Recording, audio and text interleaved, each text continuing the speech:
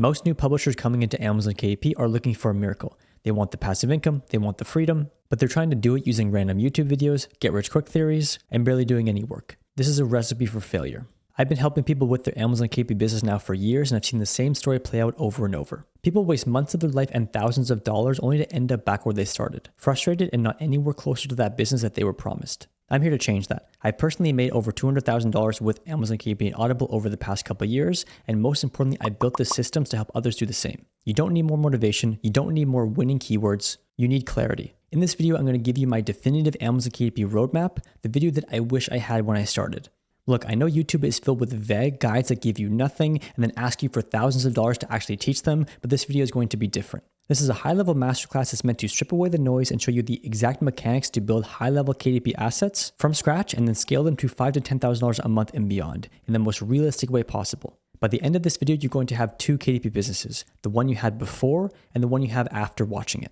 I'm going to show you exactly how to find high-demand book topics on Amazon, and most importantly, how to validate them properly with the right metrics, how to engineer and create a book that actually converts and people want to buy, and most importantly, how to launch that book with precision and accuracy. And if you've already made some money, this course is here to dial things in, refine what you have, and most importantly, help you build a sustainable business that lasts for the long term. If you actually want to make the next 6 to 12 months a pivotal moment in your online business journey, I need two things from you. First, pay attention. Make sure you watch this entire video all the way through before you do anything.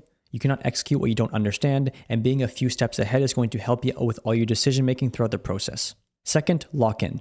No more dabbling, no more messing around. This is the blueprint you've been waiting for. Watch, learn, execute, and most importantly, keep moving forward with conviction and don't look back. As always, I'm rooting for you. Welcome to the beginning of the rest of your life. I'll see you on the other side. Let's get into it.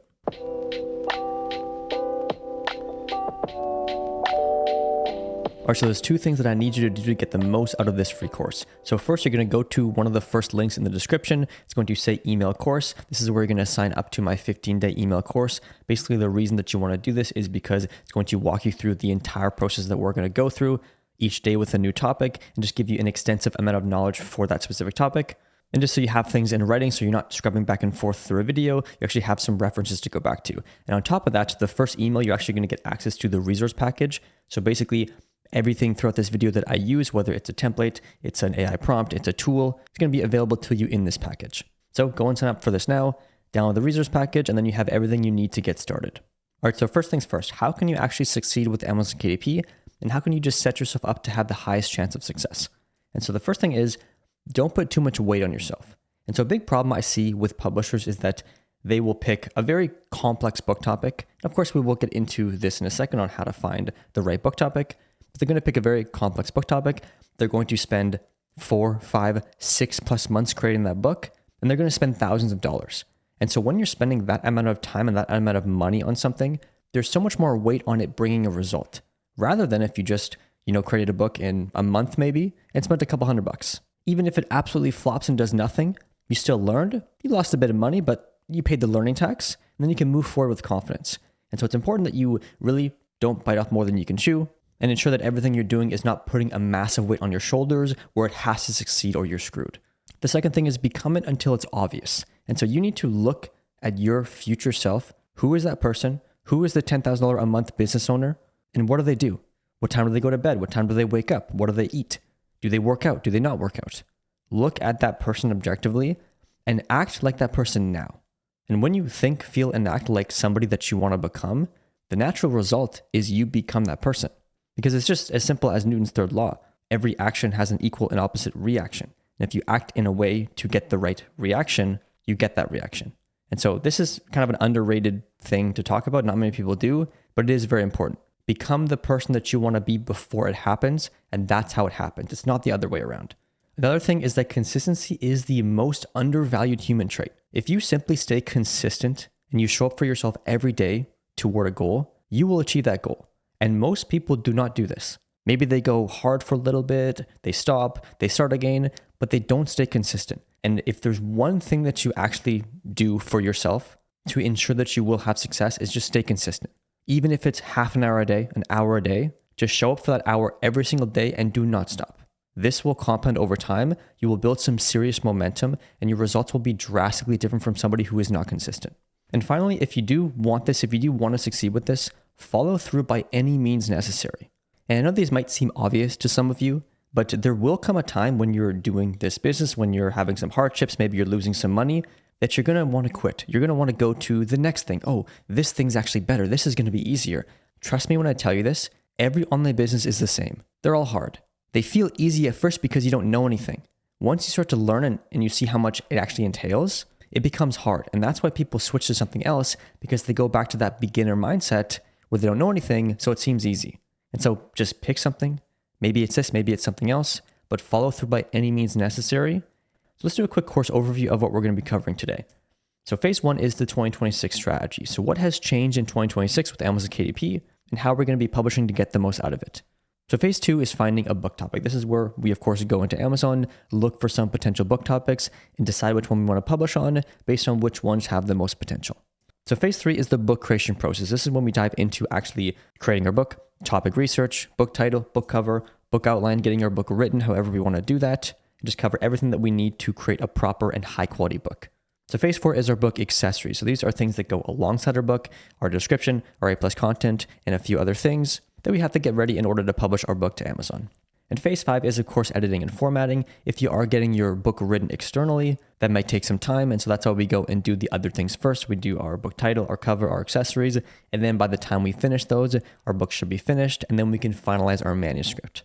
Phase 6 is our upload process. How do we upload our book? How do we find our backend keywords? How do we find our categories? And everything that goes along with that. Phase 7 is book reviews. How do we actually get reviews for our book to get the social proof that we need in order to make some sales? Phase 8 is our book launch. What exactly do we do to launch our book effectively, to get ranking high, and most importantly, get seen by the organic traffic on Amazon? Because that's the beauty about Amazon, is there's tons of people just searching and buying things. And although you can run ads, and we will, the most important thing is captivating the traffic that's already there searching. Phase 9 is our book marketing, specifically Amazon ads. How do we run Amazon ads effectively? What are they doing? What is their actual job? And the exact process of setting up those campaigns. Phase 10 is book marketing off Amazon. I'm going to briefly touch on a few new methods that people are using to drive some free traffic to their books that can be very effective. Phase 11 is audiobooks. This is when we're going to learn how to take our book that's on Amazon, get it narrated, and then get it put on Audible. Audiobooks are great because we don't run any ads or anything, and there's a lot less saturation and competition. And so it's basically free money if you're in the right topic. And of course, phase 12, the last phase, is how we actually scale and get results for the long term over the next 6 to 12 months. So you guys have the foundation, you have the mindset, you're ready to dive in and get started. So let's waste no more time and get right into phase 1, which is the 2026 strategy. So what's different with Amazon KDP in 2026? So the biggest things are that we need to focus on speed, cost, innovation, and compliance. These are the main things that's going to separate the people who don't have any results or just have a bunch of problems, and the people who thrive. And every single thing we do today in this course is going to align with these 4 things.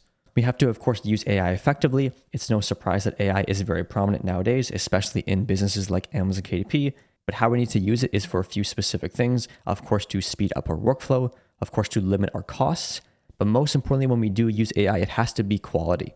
There's nothing wrong with using artificial intelligence to write things and create books, but a lot of people just create slop. And so we need to use it effectively as a tool to create really high quality stuff, and we will not have any issues with it.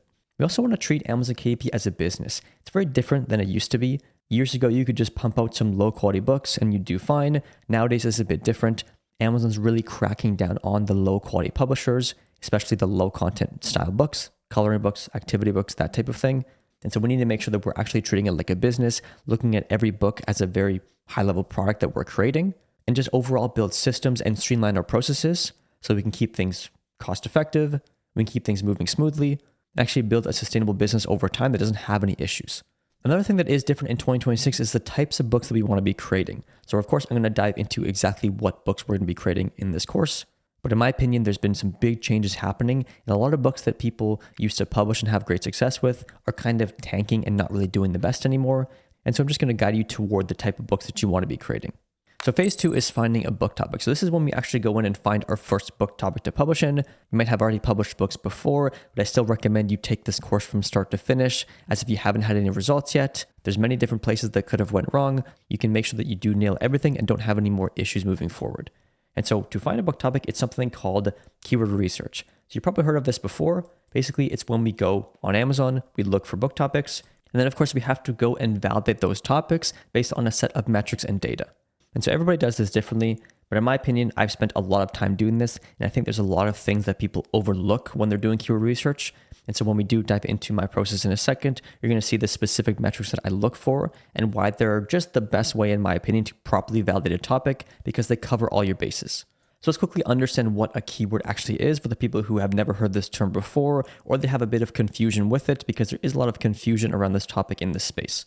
And so keyword is technically a string of words that somebody types on Amazon searching for something. It's also something for indexing. I'm sure you've heard of the term keyword for putting it in the back end of SEO of a website to make sure that it gets indexed properly. And then you're probably wondering, if these are keywords, then what is a book topic? How does a book topic fall into place? And how are these things aligned? And so what a lot of people do with Amazon KDP is they're going to publish low content books. These are books like coloring books, simple activity books for kids. And what they do is they, of course, create a book, most likely in more of a vague or broad topic. They then find keywords to index this book. This is when they put these keywords in their description, in their backend, based on customer search terms. So they make their book basically rank as many places as it can. But this creates a lot of confusion because what's a book topic? What's a keyword? And so just ignore this. And so we're not going to be creating books like this. This process is a lot different. We're going to be creating things like medium content and high content books. And these are just books with more writing. So a medium content book is going to have anywhere from 5 to 10,000 words. That's actually writing. It's not just a coloring book. And high content book is going to be closer to 30,000 words and on a very specific topic like balance exercises for seniors in this case. And so our goal is not to find a broad topic and then find keywords to index our book in. Our goal is to treat the keyword and the topic as the same thing. And so the process for medium and high content books is we want to, of course, step 1, find a very specific book topic or search term or keyword. They're all the same and you will find out why in a second. And step 2 is to create a book for that exact search term. And then the end goal is our book will rank anywhere that is relevant for that search term. And so when it comes to high content books and medium content books, if your search term and your keyword and your book topic are different, then you're going too broad. And what I mean by this is that 90% of our book sales are going to come from our main 1 to 2 search terms. So we're going to find the topic that people are searching up, balance exercises for seniors. As you can see, the books are going to directly match that search term, showing that the search term and the book topic are the same. And then all of our sales are going to come from that main search term. And so we're not really worried about ranking as many places as we can, because when you niche down like this, it becomes very specific and everything is just the same and everything is correlated. So to keep it simple, look at your keyword, your search term, and your book topic as the same, because all we're doing is we are finding an exact topic. We are proving that that exact topic has potential, and we are creating a book for that exact topic to have the highest chance of success. And when you niche down, everything becomes aligned, and we're not just creating a broad book and trying to index it in a bunch of different places. And like I said before, just to reiterate this point so it doesn't get lost, if we create a book titled Balance Exercises for Seniors, and we of course title it properly, it's going to rank for anywhere that's relevant to this topic, anywhere our customers can see it. So we don't need to worry about this indexing confusion. And then we will get into our backend keywords and categories later, but it's not super important. And all we're focusing on right now is finding this specific niche down book topic. And so you're probably wondering, why do we want to publish medium and high content books in 2026 and beyond? And the main reason is because we want to do the blue ocean strategy. And what this is that right now, when it comes to low content books on Amazon, it's very much a red ocean. It is extremely saturated, especially with AI. It's made it so much easier to make these type of books, and people are just pumping them out. In my opinion, this is the get rich quick zoo of Amazon KDP. People see all the simple videos of making $10,000 a month with a simple coloring book from Canva. And to be honest with you, it's all bullcrap. It's all BS. Of course, you can still have success with low content books, but by no means is it as easy as people make it seem because it's so ridiculously saturated. And so we simply want to shift over to the blue ocean, which is medium content and high content. This is where there's way less saturation, way less competition. The demand is still very high. And there just overall is just not as many people doing it. Because one thing that I've seen when it comes to people attempting online business is the second they have to actually invest money and do work, they're nowhere to be seen. And so switching over to the blue ocean is the best way to increase our chance of success. Because if we stop doing what 90% of people are doing, we immediately just made it easier for ourselves. And so we are immediately increasing our chance of success by simply making a different decision than everybody else and avoiding the red ocean. And like I said earlier, a simple decision can completely change the trajectory that you're on, and you will end up with a completely different result 6 months from now. And something very simple but very important is success is just making enough right decisions. It's making enough small decisions over and over again that lead you to the desired result you're hoping for. And so really be intentional with the decisions you're making with everything that you do, and think of the path that it's going to take you on. And so let's set up our foundation to go and find some book topics and understand what actually makes a good book topic. And so a good book topic is simply solving one problem for one person. This is the simplest way to put it. This is how you niche down properly. You simply look for a book that solves one problem for one person. Of course, on top of this, we want the search terms to match the books. So we want to properly validate that somebody is searching up a topic and the books are on that topic, because just because somebody types in, let's say, diet book, and there's a bunch of diet books ranking underneath that search term, it doesn't mean those books are selling from that search term. If there's let's say, Mediterranean diet cookbook underneath the term diet book, it very well could just be selling from its own search term under Mediterranean diet cookbook. So this will make more sense when we dive into Amazon in 1 second, but it's very important that we understand this so we know what to look for. So now let's dive into actually finding potential topics and how we can do this in the best way possible. And so first things first is that we need to go deeper than everybody else. Most people doing keyword research are just going to do it for a couple hours, maybe a couple days, and then just pick something. We're going to go deeper than everybody else, and I'm going to show you how to go deep into Amazon to find the gold. We're going to go longer than everyone else. We're going to spend a bit more time, because if somebody can find a keyword in 5 minutes, I'm sure a million other people did as well. And how can it be that good if that's the case? We also want to have better data than everybody else, and so we see what they miss. Many people are just doing keyword research based on these keyword tools that they download, they buy, and it just tells them if a keyword is good or not. In my opinion, these tools are very inaccurate. So we need to go deeper than everyone else to find more potential topics. We need to go longer than everyone else to get a bigger list of potential topics than them. Then of course we have to have better data than them so we can see the ones that are the actual winners, because a lot of people are going to miss them. So the process is very simple. We're going to go to Amazon, go wide, go deep. We're going to find a list of potential topics, and it will of course give you a spreadsheet to record these potential topics and validate them. So if you haven't already signed up for the 15-day email course below, definitely do that now, and you'll have access to the resource package with the spreadsheet. Then of course we're going to validate based on some specific metrics to prove if there actually is potential. All right, so now a couple more things we have to touch on before we dive into the actual process. And remember, I said before, this is not a vague video. This is actually going to help you and give you everything you need to succeed. So if you are a bit overwhelmed, that's a good thing. That means you're in the right place. And so the type of books that we're going to be looking for specifically are going to be things like cookbooks, fitness books, beginner guides to things, workbooks, storybooks. These are more on the medium content side, inspirational stories, devotionals. And these are all going to be books that are relatively easy to create for your first few books, but that have lots of potential and high demand. But the most important thing is it's very clear what the book is about. If you don't know what the book is about at a glance, your topic is too broad. And so just ignore it. And so the last thing we have to cover before we dive in and actually do this is understanding subtopics. This will be something that comes up, so we have to cover it now so you aren't confused later. And we have to remember it's that we're solving one problem for one person. And so you're most likely going to see this many times over for different topics. You're going to see the main topic. Let's say in this case, it's chair yoga. You're going to see chair yoga for seniors. You're going to see chair yoga for seniors over 60. You're also going to see chair yoga for women. And of course, like I said, this is going to be different for many different topics, but you're going to see many different audiences for one topic. And the important thing is we have to consider these as different topics. And the reason for that is because these are different people, different customers searching up different things for themselves. And so of course there will be overlap. If I create a book that's titled Chair Yoga for Seniors Over 60, it will most likely rank and sell under Chair Yoga for Seniors and maybe even Chair Yoga as well. But it's going to mainly rank for the specific search term. It might get overtaken by other more specific books under the broader terms like chair yoga. But the important thing is we always have a specific customer we're targeting, and we're validating these separately. Because if we just validate, let's say, chair yoga, and then we want to create a book that's chair yoga for women, if we don't validate that specific audience itself, there's a good chance it's not going to warrant the same results as just the main search term. We never want to assume with Amazon KDP. We always want to find the most specific niche down topic possible and prove it's good based on the data. And so a great thing to do as well as when you do find a main topic like chair yoga, go and search this up, and then you'll see a lot of different subtopics ranking underneath it, and then check them all separately. So that out of the way, let's dive in and actually go and find some book topics.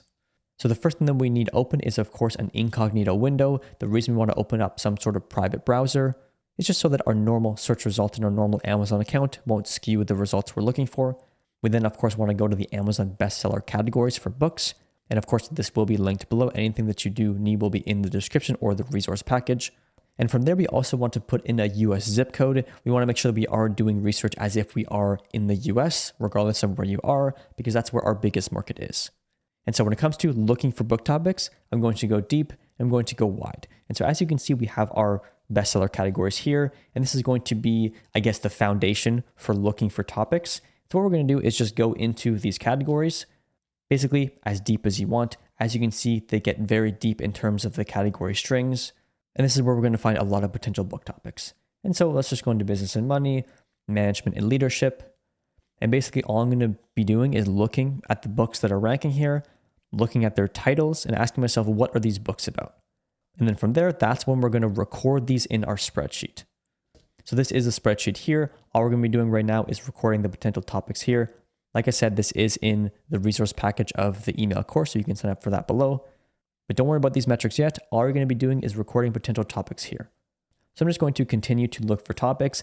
As you can see, when we are in these broader business type categories, it's going to be a lot of best-selling books, high reviews, celebrities, and it's not going to be very clear what the book is about. I normally like to stay away from these categories and go a bit deeper into the categories. This is where you're going to find more of the self-published-esque books. And it's going to be a lot clearer what the topics actually are. Because like I said before, if you look at a book and you don't know what it's about, just keep looking. You should know what the book topic is immediately. So we can go in cookbooks, food and wine. This might be a lot simpler. So we have one here, one pan cookbook for men. So even if I think it's a topic, I'm just going to record it. And all I'm worried about is finding topics, and then we'll go and validate them later. We have bread machine cookbook. Once again, that's a topic. So we can also get a bit creative as well with the categories we're going into. We can check out teens, sports and outdoors. History is a good one as well. And just see what we can find in there. So we have sports trivia. That's a topic. It's definitely on more of the lower content side, but it still counts as a medium content book, I guess. We have inspirational soccer stories for young readers. That's definitely something. So I'm just going to type in inspirational soccer stories. And that's phase one. So phase one is you simply look through the categories, you put on some music, and you spend a good amount of time doing this, going as wide as you can, go as deep as you can, go in as many category strings as you can, and just see what you can find. And then the next layer of that to go even deeper into Amazon is we want to, of course, find one of these books, maybe one of the ones that we record, and we can actually click on the book. Now we're going to get a bunch more recommendations. So you actually get a lot of other books that rank on product pages of books. There's going to be ads for this. There's going to be organic ranking for this. And so now we can find some more potential topics. And these, of course, are topics that we didn't see in the categories, but they're still on Amazon, of course. So we have inspirational football stories. There's a topic right there. We have mental toughness for young soccer players. Once again, that's another topic. Because remember, like we talked about, we're looking for one problem for one person. An inspirational soccer story and a mental toughness for young soccer players are different topics. And so this is just the next layer that we go into. We now start to click on more books and more books and more books and just see how deep we can go and see what we can find. And if we're going through basically all the Amazon categories and clicking on all the books that we found and clicking on more books within those books, you're going to get really deep into Amazon and find some good stuff. And that is why it's important to spend some time doing this. At least allocate the first week to just looking for topics. Because like I said, most people will spend a couple hours at most, maybe a couple days. But the people who spend 4, 5, 6, 7 days, 2 weeks doing this, just collecting potential topics and going as deep as they possibly can, are going to find things that most people don't find. Because not all the book topics on Amazon are showing up in the categories. The categories are just the top 100 books in that specific category. And so you have to go deeper to find more topics. And so do that process. Go through the categories, click on books, and do it for a good amount of time to at least get anywhere from 100 to 300 potential topics. If you really want to go deep, you can go for more, but the more you find, the deeper you go, the better results you're going to have. All right, so now we can get into the fun part and arguably the most important part about the Amazon KDP publishing process, and that is validating your book topic. Your book topic is the foundation of your business. If it does not have high demand, if there's too much competition, I don't care how good of a book you create, it's not going to sell. And so we have to nail our foundation because it sets the stage for everything else moving forward. And most people don't know what to look for. They don't understand the right metrics to look for to actually find the balancing act, which is Amazon's KDP, and the sweet spot between demand, competition, potential, and the ability to actually sell. And so we're not going to base the potential of a topic off of some opportunity score of a keyword research tool or a good idea that we have. We are solely going to base it off of the data. We're going to let the data tell us what is good. And so the goal of the validation process and why we're going to look at the metrics that we're going to look at is we want to prove that there is real demand. We want to prove there is limited competition. And we want to prove that we can sell. And we don't want a keyword tool to do this for us. We need to use our own eyes, know what to look for, and go and find the best potential topics. And so the metrics that we're going to look for to do this properly is winning books, dead books, authority figures, and one more thing that we're going to touch on. And we're basically just looking for a ratio between these to prove there is high demand, limited competition, and there's actually a potential for us to rank and sell. So we're going to dive into the spreadsheet in a second, but just to go over these metrics, a winning book is just a book that is proving the topic is valid. This is a book that has 250 reviews or less with a bestseller rank of 30,000 or less. And this will make more sense when we dive in. This is simply proving that you don't need 1,000 reviews to sell. And 250 might seem like a lot, but I'm going to show you how to launch a book to get 100 reviews at least. And a book that has 100 reviews versus 250, it's most likely the best cover and the best title that win. And the 250 reviewed book is not going to be so far ahead, but if you do have 500 reviews plus, it will be. And so that's why the winning books is at this number. Don't be afraid. It's nothing to worry about. Dead books, of course, are books that have 30 plus reviews with a bestseller rank of 150,000 or more. And the bestseller rank, it's very simple to understand. Every book on Amazon just gets a rank based on how well it sells. And so number 1 is the best-selling book, and let's say number 5 million is the worst-selling book. And so these numbers will make more sense once you start to validate some keywords, but what we're looking for is a winning book is under 30,000. That's very low. It means it's selling well. And a dead book is over 150,000. It means it's not selling. And the final metric is, of course, authority figures. These are books that have over 500 reviews, because even if a topic does have demand, if all the books just have over 500 reviews, it's going to be very hard to compete and rank and sell. And so the winning books and the dead books are just proving that we can sell. We want to find clear proof the books are selling and not a ton of proof that books aren't. You'll very clearly see the ratio like I've been talking about. If there's a ton of dead books and no winning books, it's very safe to say that the topic is dead. But if it's the other way around, then it does have potential. And of course, the authority figures are just proving that we can compete. All right, so let's go and dive in and actually validate some book topics and find a winner. Make sure you do go and sign up for the email course below. You'll get access to the resource package, which does have the spreadsheet inside. So here's the spreadsheet. Once again, it's very simple. So as you can see, the spreadsheet has all the metrics here.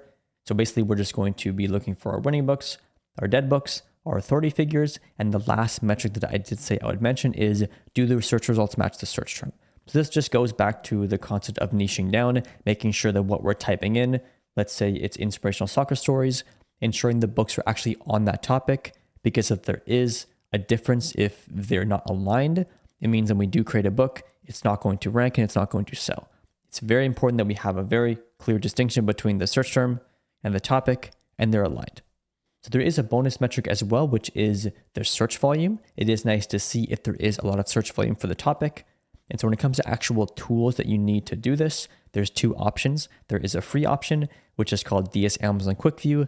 This is very simple. It's going to show you the bestseller rank of the books when you are searching them up on Amazon, as well as we have BookBeam. So this is the tool that I use. It's more of an all-in-one tool. It has your BSR rank. It also shows you the royalty per day, the sales per day, the BSR history over time of the book, and it has tons of other things in its actual web app for the book creation process.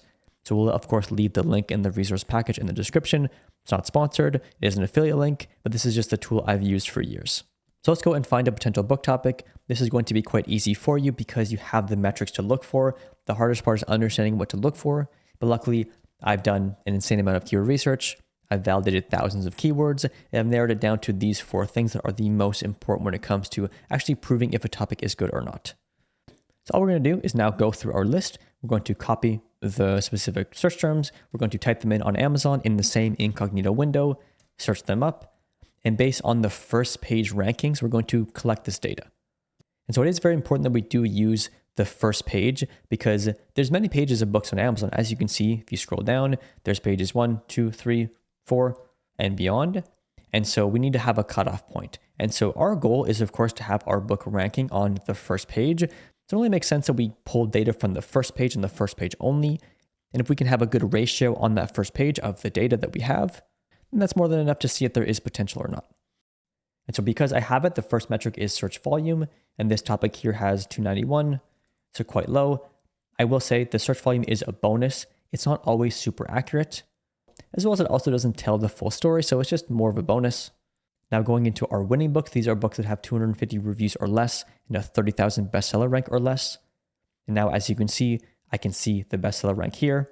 And so we're going to go 1, we're going to go 2, 3. I'm going to count this one too. It's a bit higher, but it's still selling well. So that's 4, that's 5. I guess we'll go 6. So we found 6. So we can type in 6 here. Going into the dead books, these are books that aren't selling well. So we have 1, 2. This has lower reviews, but because it is ranking pretty high, I still consider it a dead book because it should be selling at least a little bit. We have 3. Now, one thing I am noticing now, and this is probably something you'll run into too, so it is good I talk about it as it's happening, is I typed in soccer stories, just inspirational soccer stories, but there's also a few different subtopics. We have inspirational soccer stories for kids, for young readers. And so in this case, I'm going to consider these as the same topic. Kids and young readers are the same, and they're all ranking in the same place. If you're really unsure, you can type in here for kids and see if it is different. But the main thing is if all the same books are coming under this search term, then it must be the same topic. It's only a problem if you type in a variation for kids, for young readers, and there's different books, that it would be a different topic. But in this case, because I noticed it, I just quickly typed in for kids and I see that it's all the same books.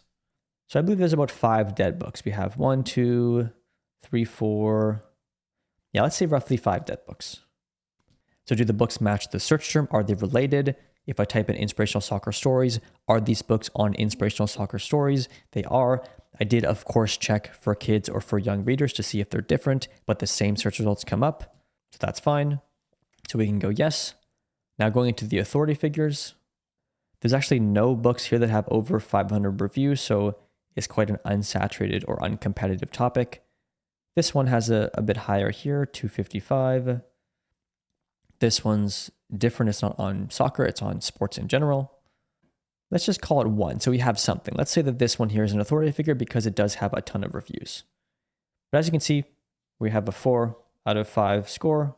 It does say it's red because there's an issue with this part of the spreadsheet, so please ignore this. But in my opinion, this looks good.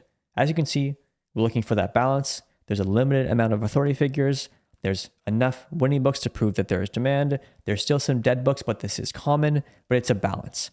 And so what we don't want to see is, let's say there's 2 winning books, there's 12 dead books, and there's 5 authority figures. The balance is way off. So there's not much proof that books are selling. There's a lot of proof that books aren't selling. There's also a lot of proof that books are selling with lots of reviews. And so this basically tells you if there's low reviews, it's not going to sell. It's going to be very hard to compete. And so that's why we're looking for that balance. All green, lots of winning books, a normal amount of dead books, and not too many authority figures. So let's do another topic. Let's go and validate bread machine cookbook, and then you should have a good idea of what to do after this. But like I said, it's very simple. You're just going to take the data from the first page. I've already gathered all the metrics to look for. This is going to very clearly tell you if a topic is good or not, based on the simple principles of finding demand, finding low competition, and proving that we can actually sell and rank. So the search volume, we have 4,400, but like I said, this is a bonus. Winning books, we have, let's say 1, 2. So we have 2. Let's go to dead books. We have 1. We have 2. We have 3. We have 4. Looks like we have about 5 or 6. Books match the search term. Yes, they did. Authority figures, we have, let's see, we have 1. We have 2. This is close enough. We have 3. We have 4. Let's say we have 4. So we have 4. So as you can see, this doesn't look as good as the last one. We have not many winning books, quite a few dead books in terms of the ratio. There's a lot more than there are winning books. And there's also a few authority figures. So in my opinion, this just isn't the topic that I would go for. So once you fill out the spreadsheet, you will of course see what the topics look like. As you work through it more, you're going to have a better understanding of what a good topic is. You're going to see the ratio, see the balance, and then you're just going to slowly start to see, oh, there's clearly books that are selling well with low reviews. There isn't authority figures. There's not too many dead books. Okay, realistically, if I execute a good book, there's no reason why I shouldn't rank here because there's proof that I would. So the best thing to do is just to go and find your book topics, start to validate them, and you'll very quickly learn the process and just understand what to look for. You'll see the ratios, you'll see what a good keyword looks like, you'll see what a bad keyword looks like. And all we're looking for is that balance. The most important thing is, of course, the winning books. We want at least 3 of these. We then want the other columns to be green as well, because if there's not too many dead books, there's not too many authority figures, there's quite a few winning books, it's just clearly telling us that we can sell with low reviews. But if there's more proof that books aren't selling than proof that books are, and there's more proof that books with lots of reviews are selling versus not, it's going to be very hard to sell in those topics. So that's why we're looking for that nice balance. If you have any questions at all, leave them below. But the more you do it, the more it will make sense. But the important thing is just have tunnel vision, look at the first page, look at these metrics. It's going to tell you everything that you need to know. You can record whichever topics have the most potential under the winners section of the spreadsheet, type in the keyword, what score it had, and just your excitement level. How excited are you to actually create that book? So when it comes to actually selecting our topic and picking the one that we want to create a book on, there's a few important things we have to consider. The first one is, of course, does this topic overwhelm you? Is it just going to be a massive book to create and you're not sure if you want to take it on? You can also ask yourself, is it going to cost a lot? This is easily found out by simply looking at the pages of your book. If it's going to take, multiple hundred pages to create, it's going to be way more overwhelming. So you can easily find out the page count of your competitors by simply going to their product page, looking at their print length, and then determining how big the book is. Anything from 150 pages and below is what we want to look for. If it's going to be 200 plus, that's fine if it's just written text, but if it is going to take a lot of images inside, that's going to get very costly. So 150 pages or less, and of course we will dive into this a bit more when we go into the topic research phase. It also might be good to consider if this is your very first book, maybe you want to make a medium content book that's around 10,000 words or less, maybe one of those soccer stories books. It's going to be a lot quicker, cheaper, and just more manageable for your first book. And also just ask yourself, is it specific? Make sure you double check this metric. Do the books actually match the search term that you searched up and validated? So we can ensure that we aren't being misled by the data and we create a book that doesn't rank where we want it to go. So select your book topic. From there, we can move into the topic research phase, actually start creating our book. And so a quick disclaimer moving forward is that a big reason why people fail with Amazon KDP is, let's say they find a book topic, but it simply doesn't have enough demand. And no matter what they do moving forward, they're not going to have the result they're looking for because the topic is the foundation of the business. If there's no demand, if there's no traffic, there's no customers, it doesn't matter what you do, your book isn't going to sell. And so there's many other points of failure. You can mess up your cover, or maybe you do have a good topic, but you mess up with your title and your cover, and your book just isn't resonating with your customer. And so the point is that why people don't have results is that there's so many points of failure. Amazon KDP is a game of nailing everything. You have to nail everything. There's no reason your book wouldn't sell because customers on Amazon want to buy books. They are searching up their desired search term to go and buy a book, and they're looking for reasons not to buy a book. And so they're just moving straight to the buy button. They're consuming, they're looking for their problem to be solved. And unless a book tells them this isn't the book for them, they're going to go straight to the buy button and buy it. And so when you have multiple points of failure that can stop this customer in their tracks, it's really hard to pinpoint which is which. But lucky for you, my goal with my content and all my KDP resources is to eliminate those points of failure for you and just give you the highest chance to succeed. So there's no reason your book wouldn't sell. And if this is what you're looking for, then Publish Master Academy was built specifically for you. So don't let the course plug take away from the value of the video. I'll be quick. We'll get back into the content in a second. But if you are looking for that high-level one-to-one mentorship that removes points of failure so you can focus on execution and get one-to-one guidance at every stage of your KDP business, then maybe this is something worth looking into. PMA is built on 4 important pillars: clarity, certainty, acceleration, and support, just to give you all the touch points you need so you increase your chance of success and decrease your likelihood of failure. So if you do want to learn more about the program, as well as hear some success stories from students inside, such as Mario, then click the link in the description. It's going to be very clearly labeled. And you learn more about our system. You can book a demo call to get some clarity. It's not a pressury sales call. It's just showing you how our program works and how we can help you. And you can also learn exactly how PMA just eliminates these points of failure and helps you every step of the way. All right, so now let's get into the most important part about the book creation process, which is topic research. If we don't do our topic research properly, we're not going to create a book that aligns with what our customer wants, and no one's going to care about it. So we need to make sure that we nail this. We're creating a desirable book on par or better than the competitors, and of course, align with our customer's desire. So topic research is very simple. You do have a template to fill out in the resource package, but what we're going to be doing is, of course, looking at the overall structure and table of contents and what this needs to have inside it. We're going to look for a unique mechanism. How can our book deliver on our promise better than the competitors and just stand out in general? We, of course, need to find out what features, bonuses, images our book needs to have so we know to get those created. We're going to read some reviews in the topics to see what people liked, see what they didn't like. And we're, of course, going to use AI to build out our actual table of contents and overall vision for the book. And then from there, we can turn that into a complete book outline and then eventually a manuscript. And we're going to basically go and look at the best sellers in our topic to determine these things. We want to make sure we're looking at the best sellers because if we're looking at books that aren't selling, maybe they did something wrong. So we need to make sure that we are taking this information from the best-selling books, finding a baseline that they're all doing, and then deliver our book similar to theirs with a unique mechanism to make it stand out. So we're basically just going to fill out a prompt that I created for you in the resource package with some information. So the topic research prompt is very straightforward. We're just going to go to our competitor product pages, get the information we need, fill out the prompt, and that prompt is going to build you a table of contents. It's very simple. I did the work for you. You simply have to fill it out, put it into an AI model, ChatGPT, Gemini, whatever, and you'll be good to go. So let's go fill out the prompt together. So if you're in the resource package, you can simply go to topic research prompt. It's the first one here. We can click into this, and then we can simply go file and make a copy. Now this is yours, and you can do what you like with this. So I'm just going to quickly overview it for you. It's quite straightforward. We have our book topic, we have our competitor, the title, the subtitle, the table of contents, which you can get from the product page. I'll show you where you go. Some features and selling points, some bonuses if they have any, some key positive reviews, as well as some key negative reviews. And we're going to do this for 3 different competitors, so it can find kind of the average. You can do it for 4 as well if you like.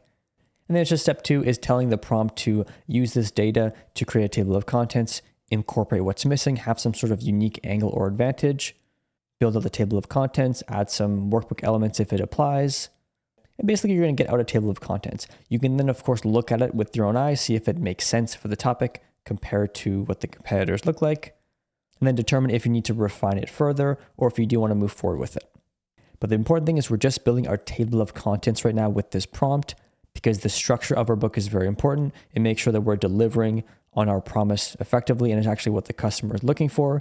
And only then should we move forward because the table of contents and the structure for our book will set the stage for everything else, including our title. Surprisingly, our title is going to be built around the offer, which is our book. The structure is very important, and you can't title a book effectively if you don't have a good structure or a compelling way that you're teaching that topic. So I do recommend you try this with a few different models. You use ChatGPT, Grok, Gemini, Claude, you get different results. Or of course you can use whatever you have. And for my specific book, I'm going to be using the topic inspirational soccer stories. I think it's a perfect use case for this example. All right, so when it comes to getting the right information for this prompt to get a good output, we simply want to go to the product page of some of the best-selling books on our topic. The top 3 or 4 will mainly be the best ranking books in the search term. So we can simply click on these books. We can go into read sample. This is where we're going to be able to find the table of contents. So you can simply screenshot this and put it into the template. Whatever AI model you use will be able to see the screenshot and pull from it. As well as we can go down and get some of the competitor reviews. So we can go down here. As you can see, we have the A+ content here. And we can just go into the review section. Ideally, we like to use the 3 or 4 star reviews. These are the most realistic, as well as the 2 stars if there are any negative ones. And just go in and have a look at some of them and just copy paste them. Don't worry about this too much. It's just for information. So you can even just bulk copy a bunch of these reviews like this and go copy and then simply go and paste this into the template in that section. And so do this for positive reviews, for negative reviews, as well as when it comes to the actual features of the book. We're just going to scan around. So I'm going to look at the A+ content here, which is on the product page. I see there's some nice illustrations, so we can go and write in illustrations for the book. That might be something that we need, or at least a few to make it a bit more desirable. There's some extra content as well. So this is quite a best-selling book. It has a bunch of extra things like this calendar. We have this mental mindset thing here. whatever it may be. We can also go into the book description up here to see what these actually are. And this is something that you can incorporate into the template as well. You can simply copy paste the description. The description is a great place to see a lot of the features the book is going to have. And it's important to get a baseline of what these are, just so we know what to put in our book so that we have a competitive advantage and we're at least on par with the competitors. So after filling out the prompt, putting it into ChatGPT, we get some of the outputs. So we get our book topic, of course. We get a quick competitor analysis. So some core themes across the competitors, some strengths of the existing books, some gaps in the market where we can probably, add to our book, stories that go deeper, emotional storytelling instead of just summaries. And of course, this will be specific to your specific topic and information. It's going to give us some ideas to have our unique angle, as well as it's going to create the table of contents for us. So the more information you put into your template, the better results you're going to get. In this case, as you can see, this is very similar to the table of contents we looked at. It basically has a theme for each chapter or each story, and then we're going to get into the actual story itself, which is what we'll do when we build out the outline. But we have confidence under pressure, the power of teamwork, mental toughness on and off the pitch. And maybe we can even incorporate some actual soccer players, Ronaldo, Messi, different things like that to be on par with some of the competitors. But you most likely will have gotten that stuff if you do fill out the template properly. So if you're overwhelmed by the information, that's fine. Just ignore most of it. The important thing is that we have this table of contents here, and this is aligned with our competitors. That is our end goal for this prompt, is to get this right here. And then we can use this to start to build out our actual book outline with AI, of course. It's going to be quite quick and easy. And then we can get that book written. So I'm simply going to copy this output and go and put it in a Google document so I have it for when we build out our book outline. So when it comes to creating our book outline, this is the easy part if we did do the initial topic research properly. A lot of people skip over the topic research and just start to build this out, and it just gets complicated, confusing. It doesn't really warrant a good result. So when we do our topic research, we know exactly what our book needs to have, what bonuses it needs to have, what unique angle we can do, and then from there, we're simply turning our table of contents into more structure. And so from there, we're just going to go one chapter at a time. It's very important to take this slowly, just because we don't want to do the entire thing at once. It's not going to warrant the best result. We want to be able to monitor what it's doing to make sure that we do get a good book that's aligned with our table of contents. We basically want to build out our table of contents into headings, subheadings, and bullet points. That's all an outline is. It's just a point form version of our book. Basically, this is chapter 1, this is heading 1, this is subheading 1, and this is the information inside of this heading. And you do that over and over and over. We, of course, want to get some resources as well. So if we are creating inspirational stories, in this case, for a specific athlete like Ronaldo, we want to maybe go and find an article or get ChatGPT to find us an article about something that he did, or maybe an important game that he played in, which we can use as a reference for our stories. And then we have that resource in there so our writer can reference it if we are using a ghostwriter, which we will get into later, or just for our own sake if we are using AI later to write our book. And most importantly, we want to outline the book completely so it's easy for the writer. The more detailed the outline, the better book you're going to create. If you are using a ghostwriter, and many of you will, I would rather have a bad writer and a good outline than a bad outline and a good writer. The important thing is you have a very clear structure. We know what our topic is. We know where the potential lies. We know what the customer wants. We need to do the adequate topic research and outline creation so that it is basically structured exactly how it should be. And then the writer just turns that into a book, and we know we're going to get back something that's actually going to resonate with our reader.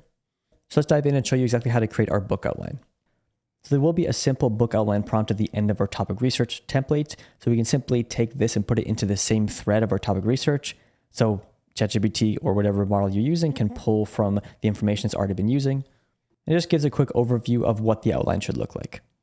And so I just filled in the prompt. I'm working on chapter 1, where the dream begins, of my book on inspirational soccer stories. And it's going to start building the outline from here. And so as you can see, it goes into the chapter introduction. It goes into the subheadings and the breakdown of the chapter. So we have falling in love with the game, which is aligned with our main chapter title, which is where the dream begins. We have big dreams in small beginnings, believing before anyone else does. And of course, goes into some more information about these sections. So in this case, this is the first memories of playing soccer. It has a mini story about a young player who wasn't the fastest or strongest, but he never missed a chance to play. And so it does start to create an outline that is aligned with our book. And this is just for the first chapter.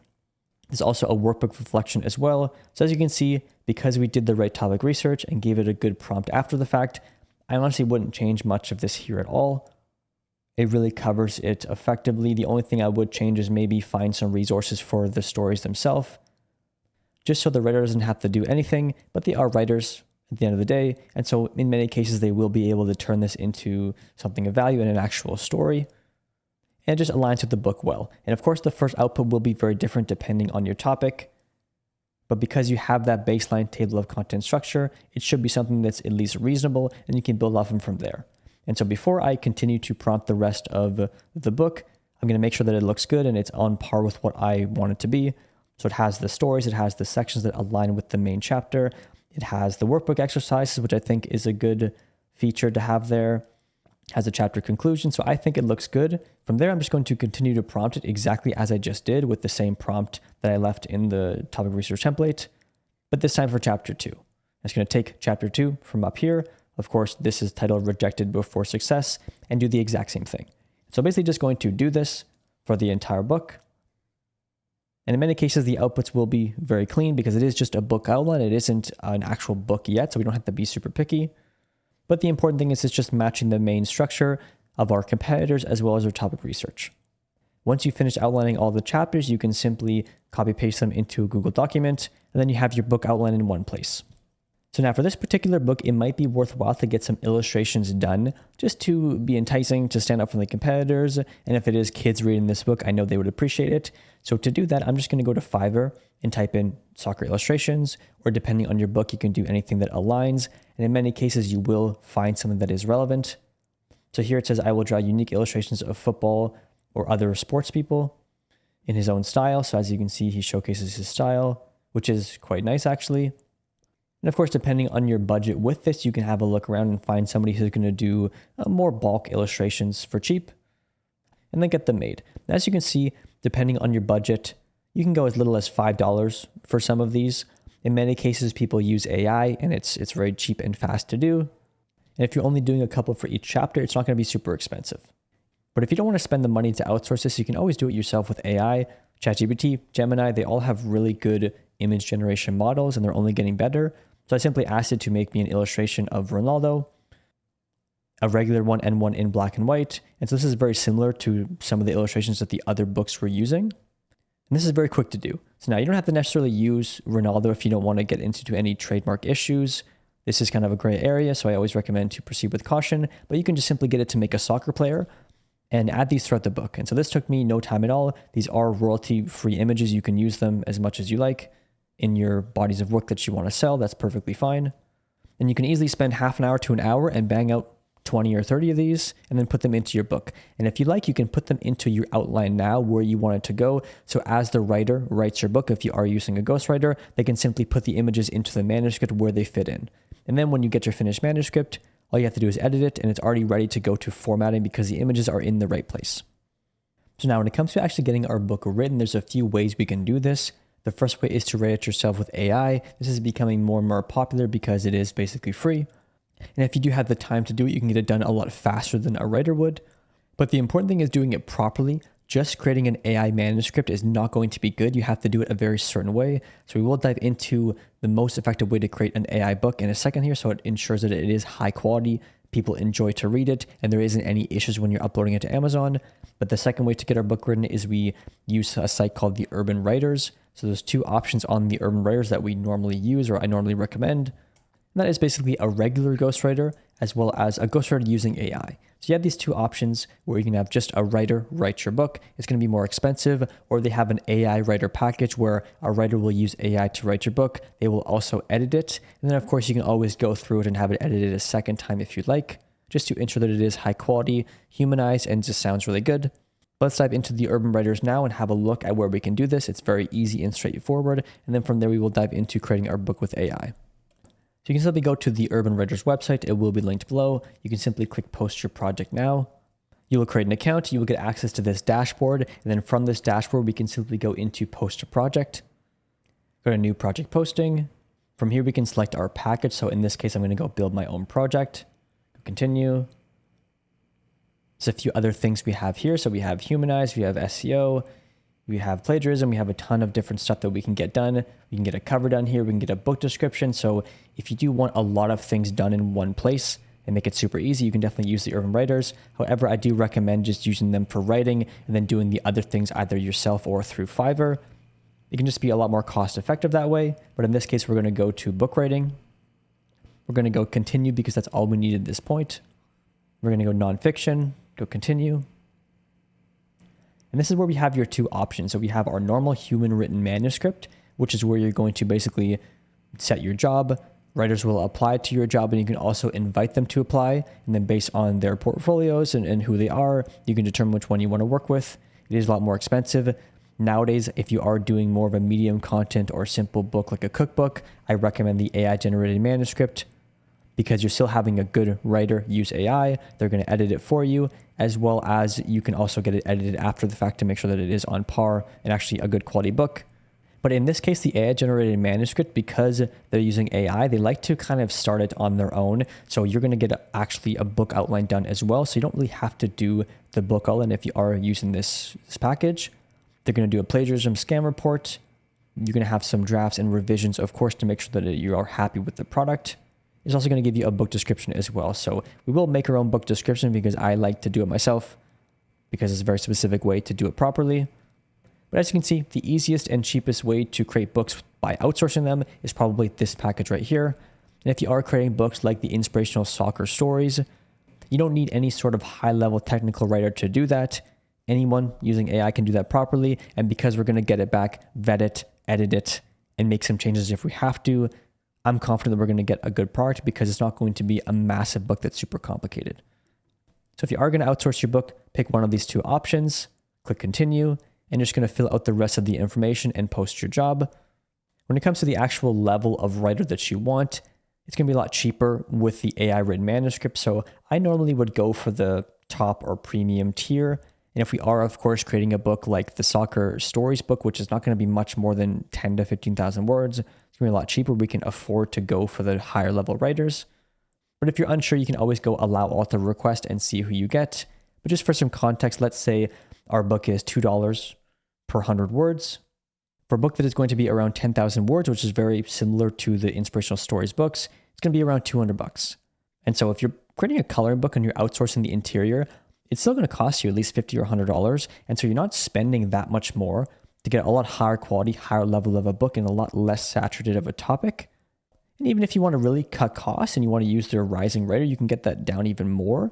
And then just do a thorough and extensive edit to make sure that it is good and the quality that you're looking for. But nowadays with AI, there's many different options to get it done cheap. But the important thing is you're working with your writer and getting something of quality. Do not settle if you're not happy with it.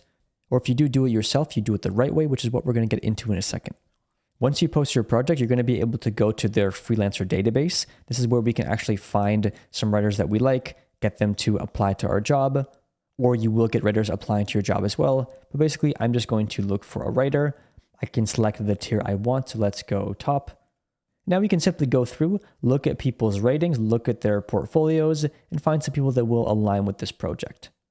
So you can simply click on them. We can say view profile. They have some content snippets. They have a bio, some topics that they like to work on, an overview of who they are, how many words they've written, so how much experience they have, how many projects completed. They also have their reviews here as well. So this is just a great way to gauge who these writers are and just find somebody that has some good credibility, some good reviews. They have some experience. And from here, we can go invite this person to our specific project. And so do this with anywhere from 5 to 10 writers, however much you want. If you're not having some good results or there isn't a lot of people applying, go find some more, invite some more. But the biggest things I look at are how many reviews do they have, what ratings do they have, how many words do they have written, read some of their samples, how are their samples, engage it from there. But the Urban Writers is very good with customer satisfaction. So if you have a writer that is just not doing a good job, they will make it right and find a new writer for you. It might, of course, elongate the process, but the reason I like to recommend the Urban Writers is because you have that safety net. If you use Fiverr, if you use Upwork, what you get is what you get and you have to pay for it and there's nothing you can do about it. But the Urban Writers is meant for ghostwriters, for self-publishers, and they're going to make sure that you are happy. Like I mentioned before, if you do want to get everything done here, you can. Even your book outline, your audiobook narration, your editing, there's a lot of things you can get done.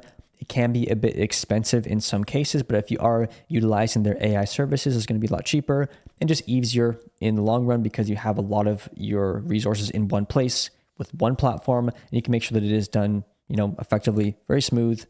And if you aren't happy with anything, you can communicate with them and they will make it right. So we'll leave a link to the Urban Writers below. Once again, there's no sponsorships in any of these videos, but it is an affiliate link. So if you are going to go the Urban Writers route and you want to get started with the next phase of the process, which is your title, your cover, you can skip to that section now. But if you do want to write your book with AI, I'm going to show you how to do this in the most effective and clean way possible, just to ensure that you do create a high quality product and you don't just have some AI slop put on Amazon like everyone else is doing. There's a very specific way we want to create books with AI to get the most out of them. So basically, the main issue with AI is there's lots of repetition and redundancy. There is poor flow and it jumps around a lot. It doesn't really make much sense. It has a lot of hallucinations. So basically BS, bullcrap. It just finds things from random places that don't really make any sense. As well as it can sound very robotic. We don't want it to sound robotic. We want it to sound human and just flow nicely and be easy to read. But the important thing is that AI doesn't fail because it's bad. It fails because it repeats itself, loses structure, and defaults to generic content unless you actively control it. So if you control it the way you want it to go, it's going to do fine and going to do a very good job. So how to effectively use AI is the first thing we want to do is, of course, do thorough topic research, have a very clear vision of the exact book that we're creating. So when it does start to create it, we know it's on the right track. And we do just, of course, have the right information to input it. So it does have enough to go off of and it's not just pulling from the internet. We also want to have a thorough starting point. So we have our very detailed book outline. We want to create this regardless if we're using AI to write our book or not.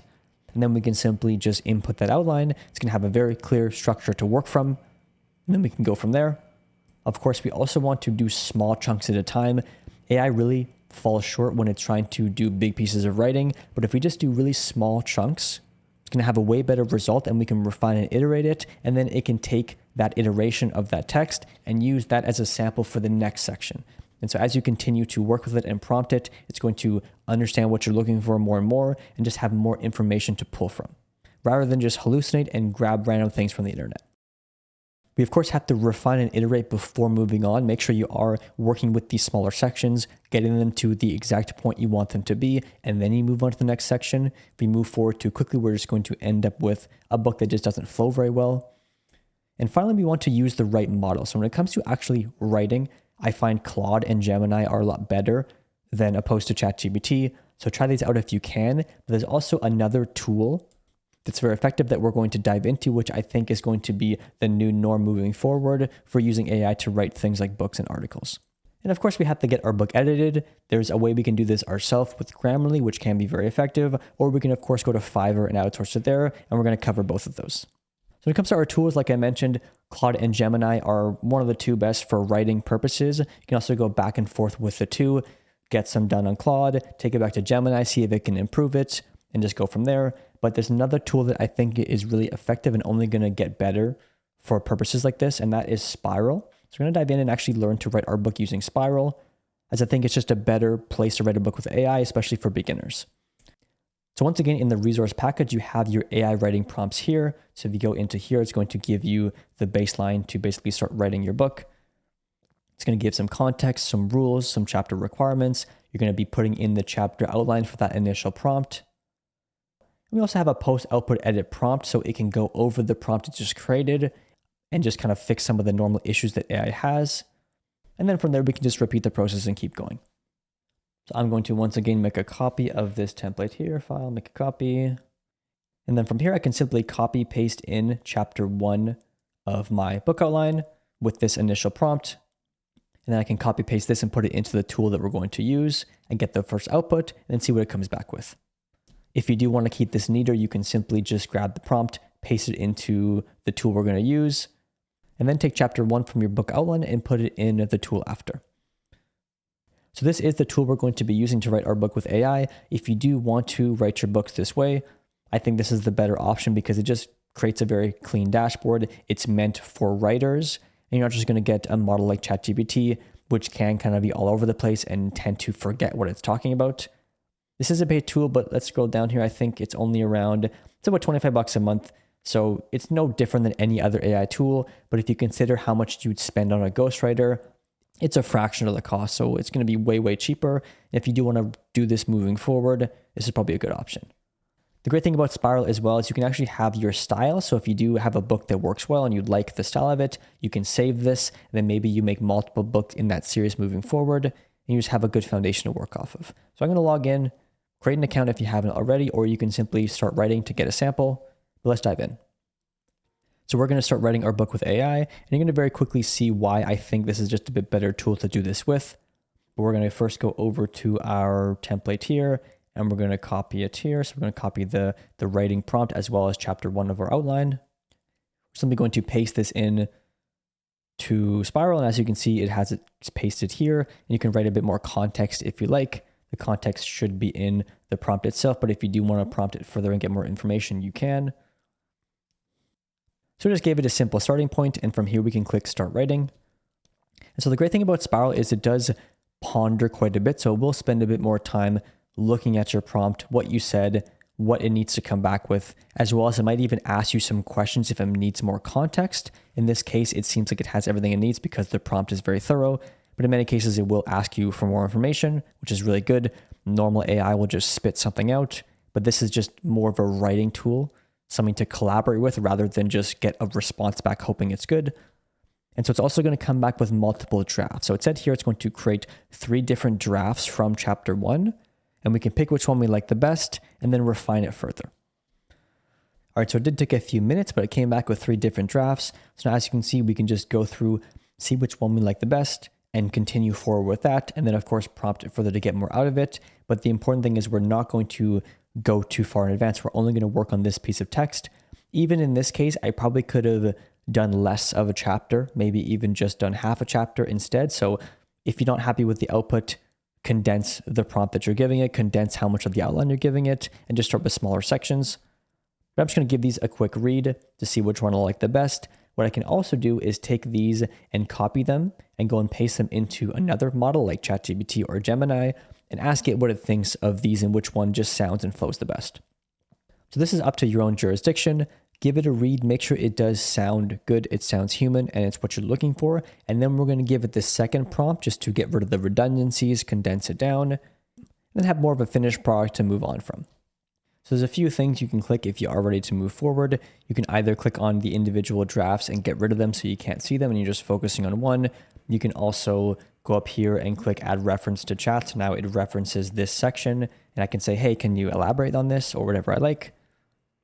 But in this case, I'm going to go with this outline here. I think this sounds the best. I gave it a quick read, so I can ignore the other ones here and just pick this one.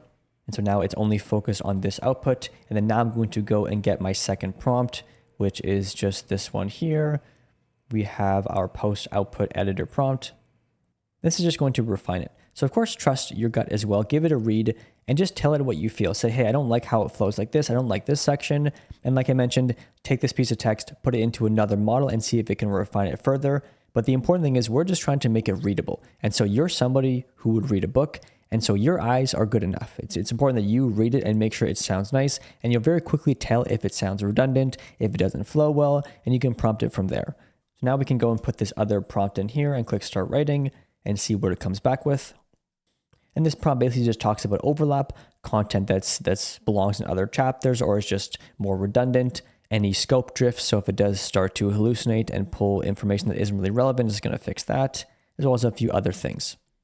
But this is the main process of writing a book with AI, is you're going to use a high-level tool or even multiple tools if you want to see different results. You're going to read it, make sure it sounds good, make sure it flows nicely, and then you're going to use this secondary prompt to just refine it, condense it, make sure it doesn't hallucinate, make sure it doesn't have redundancies. And then once you're happy with the result, you can move forward. But the big thing with AI slop is that basically people are just going to put in this initial outline prompt in any sort of model and just copy paste it into a book. They're not going to do what we're doing now. And so by just adding a few extra steps, it's not that much extra work, but that's what's going to create AI into a good product. It's going to take it from AI slop to actually a high quality book that people want to read. But the important thing is people don't do this at all. And so don't think it's super complex to make a good book with AI. It's just trusting your gut, prompting it effectively, and refining each section before you move forward. So it does give you a little overview of the review as well after you give it to it. So it's just going to tell you what redundancy it found. It's going to go in what it edited, what things it removed, the overlaps that are fixed, and what it kept intact. And then of course you can reread it to see how it sounds and then go from there. And so if you want to take this even further and really work on your refinement, you can simply copy this output after the second prompt, go and give it to ChatGPT, Gemini, Claude, or another model, and give it the same refinement prompt. It's going to find more redundancies and just condense it even more. And this is how you just get the cleanest product possible. So once I finish the section, all I'm going to do is copy this, go and put it into a Google Doc on its own, and then move on to the next section. But the important thing is now that we have a relatively finished product for this section, we can get the model to continue to build off of it. So now we can prompt it again with the same prompt, or even just a simple prompt where let's move on to chapter 2, give it that section of the outline, and now it's going to base chapter 2 off of this initial style and structure. And that's going to get better and better moving forward. But the initial prompt you really want to spend some time on, make sure that it is high quality and sounds nice. And then it can use this as a reference for the next chapters. And so when you're done a section, copy it into a Google document, continue to move forward until you completed the entire book. And then once you have a Google Doc with your entire manuscript, we can then go and get this edited just so it does humanize the content better. It removes any issues or typos or just things that aren't very nice. And it's just ready to publish on Amazon. And if you are using the Urban Writers already, you can also try their humanize option. They will take your book or your text and humanize it for you. So it just refines it even further. So if you are overwhelmed with the AI book writing process, honestly, just outsource your book with the Urban Writers. That's literally what they're for. And the few $100s you're going to spend is going to be well worth it to just save the time and just the headache. So as you can see, I switched to the hoodie. These big videos, they take a lot to film. I've basically been filming this all day. A lot of parts get cut out that you'll never see. And it's just way nicer to do it in a more comfortable setting. So let's dive into our book title, learn how to do that effectively, and then of course, learn how to create it. So when it comes to our book title, the main things we want to do is of course, properly communicate our offer. And that's why our table of contents and our topic research is so important, because we're finding what sells in the space, what the customer wants. And then now our title is just basically communicating that to the reader and hope that they are enticed enough to buy. We, of course, want to stand out from our competitors while having clarity. It's very important we don't have a title that's too vague or broad. If people don't know what your book is about, they're not going to buy it. And that's very important when it comes to Amazon KDP, is that people know what they want. They are going and they are searching up exactly what they're looking for, and they're buying exactly what they're looking for. And if your book is too vague, even in the slightest capacity, they're simply going to click on a book that's clearly communicating what it's about. And so, of course, we also want to target what the customer is looking for. People are shopping emotionally. They have a desire they're looking to fulfill. And we need to make sure that our book title communicates that effectively. And this is, of course, a balance of features and desire. So we have to make sure that we are getting in the necessary features that we have to have compared to our competitors, because if they're just offering way more, it's way more enticing, they're not going to bother with our book. So we have to find the balance between those features as well as the desire the customer is looking for. And so we can't forget that people are scanning all options. Most of the time, they're just on their phone, scrolling through Amazon. They're glancing at covers, looking at ratings and reviews, and they're not really spending a lot of time on each individual book. They're just scanning and going to pick the one that stands out, has the most reviews, and just speaks to them very clearly as fast as possible. And so we need to communicate what our book is about, what it solves, who it's for, and why it will do a better job of this than any other book at a glance. Because there is a person on the other side, and we have to tell them that our book is better than these other ones, and you should buy ours. Because that's all a book title is. It's a simple offer, offering somebody to buy our book, and we're going to help them solve their problem in exchange for money. If we don't do this effectively, nobody cares. And so the first step when it comes to creating our book title is we want to go and pretend to be a customer. We want to go and buy a book in our topic and just assume that we're going to buy and read this book. Which book are we going to pick? From there, we're going to copy the top 3 titles that made us click quickly, or more importantly, the best-selling books. And so you don't want to find a book that's on page 2 or 3 not selling that has a good title that you liked. In many cases, there's probably a few reasons why it isn't selling. So trust your gut, but more importantly, look at the best-selling books. Make sure you're picking from that pool of books. The right combination of title and cover will get somebody to click instantly, because the thing about customers is that they're looking to buy. They want to buy something. And so if they have a title and a cover that gives them no reason not to click and buy, they're going to at least click it and look further. And then if we have our product page optimized, which we can get to later in the video, our description, our A+ content, our reviews, there's no reason why they wouldn't buy our book if they already clicked on it and then it hits all the points it needs to hit. So we're going to dive into Amazon in a second and then dive into the book creation process. But first we have to understand the basic structure for a good book title. With our main title, all we want to do is effectively communicate the topic so the customer knows what the book is about and knows that it's what they're looking for. And our subtitle is to elaborate on why it's what they need. This is when you're going to cover the features, the unique mechanism, how it's going to deliver the result, the end goal. But the important thing is with our main title, we are effectively communicating the topic and ensuring that it is desirable enough to the customer. So when it comes to our book title creation prompt, once again, you will have a very effective prompt to do this. You don't have to do much work yourself. You want to insert your 3 best examples that you found when you're looking through your competitors and your topic. You want to put in any other relevant information for your book. And then the prompt will do its work, do its magic, and give you back some potential book titles. All right, so I'm just going to go and look at my main competitors underneath my search term and look at some of their titles. In this case, I'm going to look at the best-selling books, find some nice samples that align with my book, and then put that into my prompt for reference. Another thing to note is I always like to look at the patterns of the main title. So as you can see, a lot of these books are very similar. They're inspirational soccer stories for kids, for young readers.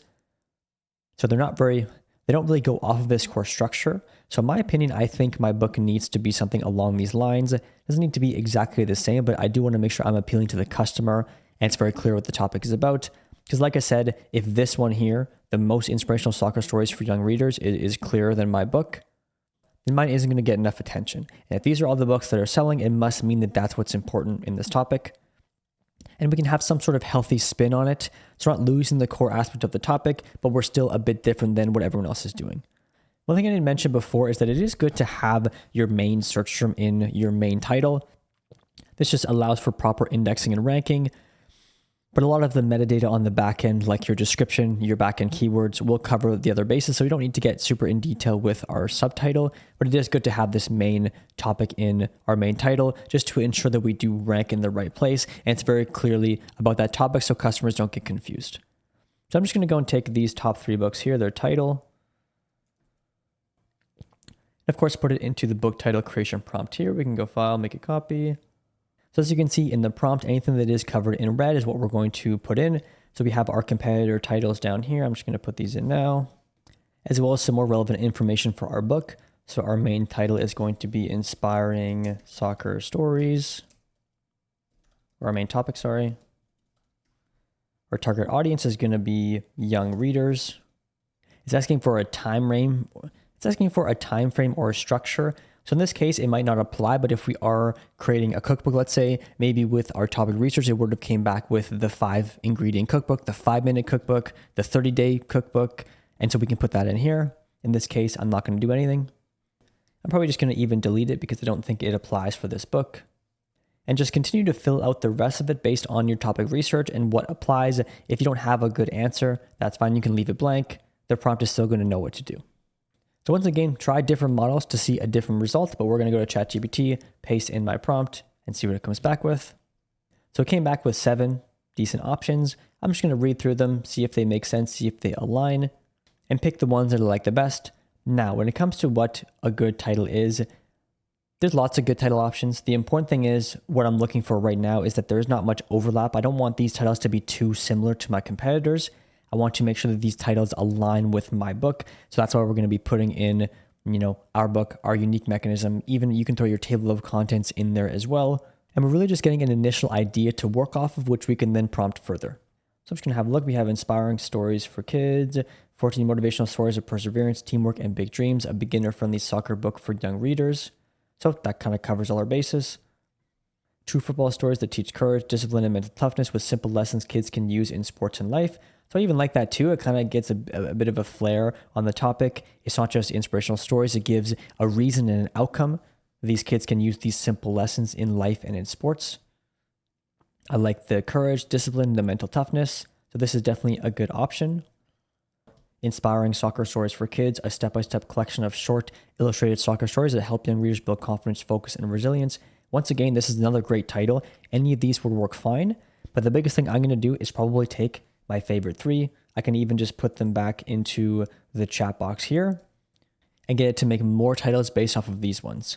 And then when I do find maybe the top 2 that I like, I'm going to make sure that they don't align too much with my competitors. So I'm going to go and kind of cross-reference that. So I simply asked it to make more titles like these ones here because they are super clean and deliver the message effectively. And it's going to come back with more as well. So I do like a lot of these title options here, but I did ask it to give me some more options with different main titles. I don't want to just focus on copying the competitors and being exactly the same. In some cases, it's fine to do that and it actually might be necessary, but I just want to see other options. So maybe I can differentiate myself a bit. So we have soccer stories that teach kids to never quit, soccer stories for confident kids. So it's still the same sort of topic, but kind of some wordplay there. So we have lots of different examples here. Mindset building soccer stories for kids. I still think I want to have the inspiring stories in there just to get that main search term. Inspiring stories for future soccer stars. So I actually like this. It's still the main keyword, but it is differentiating our book a lot and pointing at somebody specifically. And any kid who's enjoying soccer is going to look at themselves as a future soccer star. So this could resonate well. Inspiring stories for kids who love soccer. Once again, it's a good alternative while still keeping the core concept. So I did like this title here, Inspiring Soccer Stories for Young Players. It's still specific in the topic. It's young, it's for kids, it's not going to get lost. However, it still focuses on inspiring soccer stories, as well as I went with this subtitle here, True Soccer Stories that teach courage, discipline, and mental toughness with simple lessons kids can use in sports and life. And like I said before, a lot of these titles could have worked well, so don't be super hard on yourself. You can refine this throughout the book creation process and not even finalize it until the very end. But the reason I went with this title here is because it clearly speaks to the audience. It clearly speaks to the exact topic. There's no confusion. And with the subtitle, it just tells them what they want to hear and why it's going to be effective. It's telling them they're going to get the soccer stories they're looking for that teach them about courage, discipline, and mental toughness with more simple lessons that kids can use in sports and in life. So it has an end result. It has the desirable things that they're going to be looking for, which is that courage, discipline, and mental toughness, as well as it calls out specific audience without losing that core idea and that core concept. And so this to me is a great book title for this specific space. I'm just going to double check that it doesn't overlap with the other competitors too much. But this to me is really good. It aligns with the topic. It's calling out the audience without being the same as everybody else, as well as the subtitle speaks to the desire that they would be looking for without just having some generic explanation of what the book is. And when you're doing your own topic, this will make more sense. You will see multiple options. You will compare them with your competitors, and you're going to very quickly see which ones are the ones that stand out. So go and find some potential book titles like I just did. The important thing is that the prompt is very good. You're going to get back some good results. So although that seems very simple, the reason it's simple is because I did do the work and I gave you a good prompt. And so if you're starting from scratch, it does entail a bit more research and refinement, but because you have a really solid prompt and you have the right topic research and the right information to put into the prompt, basically it's very likely you will get at least a decent output right away that you can refine further. So before we dive into our book cover, of course, a big issue that people run into is they create all these things. They don't even know if they're done right. And then when they go to publish their book, they don't have any results, but they don't really know why. And that's a big reason why I created the content approval system in my program, Publisher Mastery Academy. Of course, I'm going to do another shameless plug. This is a long, thorough, jam-packed video, so I don't feel bad. So just bear with me. But if you are looking for that one-to-one guidance and you want an expert, most likely me, to actually look at your potential topic, your title, your cover, and every single important step in the process, then click the link in the description to learn more about our content approval system, how that works, and how you can get that one-to-one guidance for each step so you move forward with confidence and you're not just guessing your way to the end. So when it comes to our book cover, there is a few very important things that it is doing, which is why we need to nail it. It's going to be drawing attention away from your competitors. And the quicker they see your cover, the more likely they are going to click it. It's going to, of course, build credibility. So when it is, a high quality cover, it looks nice, it looks professional. It's going to build you credibility as an author and establish yourself as somebody who has social proof. So it's going to allow the customer to envision their end result. So in many cases, you will have images on the front that are them either doing the thing like the inspiring soccer stories or maybe even solving their problem. And it's going to allow them to picture that. And when you pair that with the title, it's going to be even more effective. And of course, most importantly, our cover is meant to showcase our title because a book cover is only a book cover. It's nothing without the title and they both work in conjunction. And so we need a good, strong title to speak to the customer. So the cover itself builds credibility, draws their attention, and the title itself tells them what they want to hear, so they actually click on the book. All right, so we got the hat on now. We're going full comfort mode. By the end of this video, I'm probably just going to be lying in bed or be wrapped in a blanket or something. But when it comes to the first step of our book cover creation process, there are a few things that we need to get in order to actually get our cover created. The first one is our trim size. How big is our book cover going to be and our book in general? Of course, our author name, and I will show you how to do this very easily. We need to get our page count, but this does come later. You don't need to get this done right now. You will need it for your full paperback cover. But I will show you a quick trick that I do with my book covers to get them created now, and I don't need to get the page count till later. So more importantly, what makes a good book cover? And so the first thing is we have to build the cover around the title. The title is the offer, the title is the topic, the title speaks to the customer. If we don't properly communicate this on our cover, if people can't read it, no one's going to click our book. And so we shouldn't just build a cover design and then slap our title on it. The cover design should be built around the title. And so we have to, of course, have market fit. This is very important. We can't come in with a completely different cover that doesn't make any sense to the topic. We want to stand out, be enticing while still being aligned with what people are actually buying. We, of course, want our cover to stand out. It needs to draw attention so that people see it right away and they're enticed to click it. It, of course, needs to be read and understood at a glance. This is very important. If people can't read our cover on a phone screen with a tiny thumbnail, why would they click on it? And so this is a very overlooked thing that people just don't really do. They kind of miss the mark on. So we have to make sure that our title is easily read on our cover.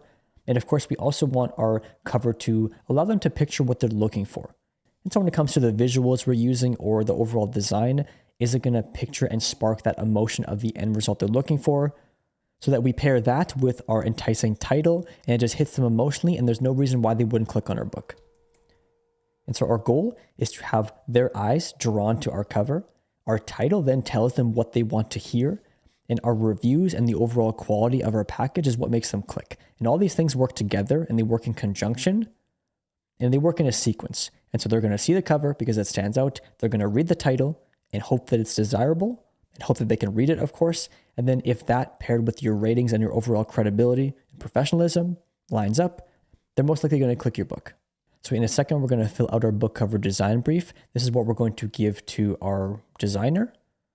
But the first thing I'm going to do is just go and kind of scan my topic and just see what people are doing and just find an overall style or just theme that looks good, that works well. And then of course, start to record some of these as examples. I'll take some screenshots, which I can then put into the brief. So most likely it's going to be the best-selling book. So these three here, I'll probably just take a screenshot like this of all these three. And then my designer has a clear baseline to work off of. So of course, once again, we can go to the PMA book cover brief. We can make a copy. And as you can see, it's very simple. We're going to put in the core information of our book so that our designer has everything that they need. Our title, our subtitle, our author name, which we can get in a second, our trim size, and of course, our competitor inspiration. I'm also going to put the link to the search results of where my book is going to rank underneath my main search term here. So our designer can actually go and look where our book is going to rank and have a good idea of who it's competing against.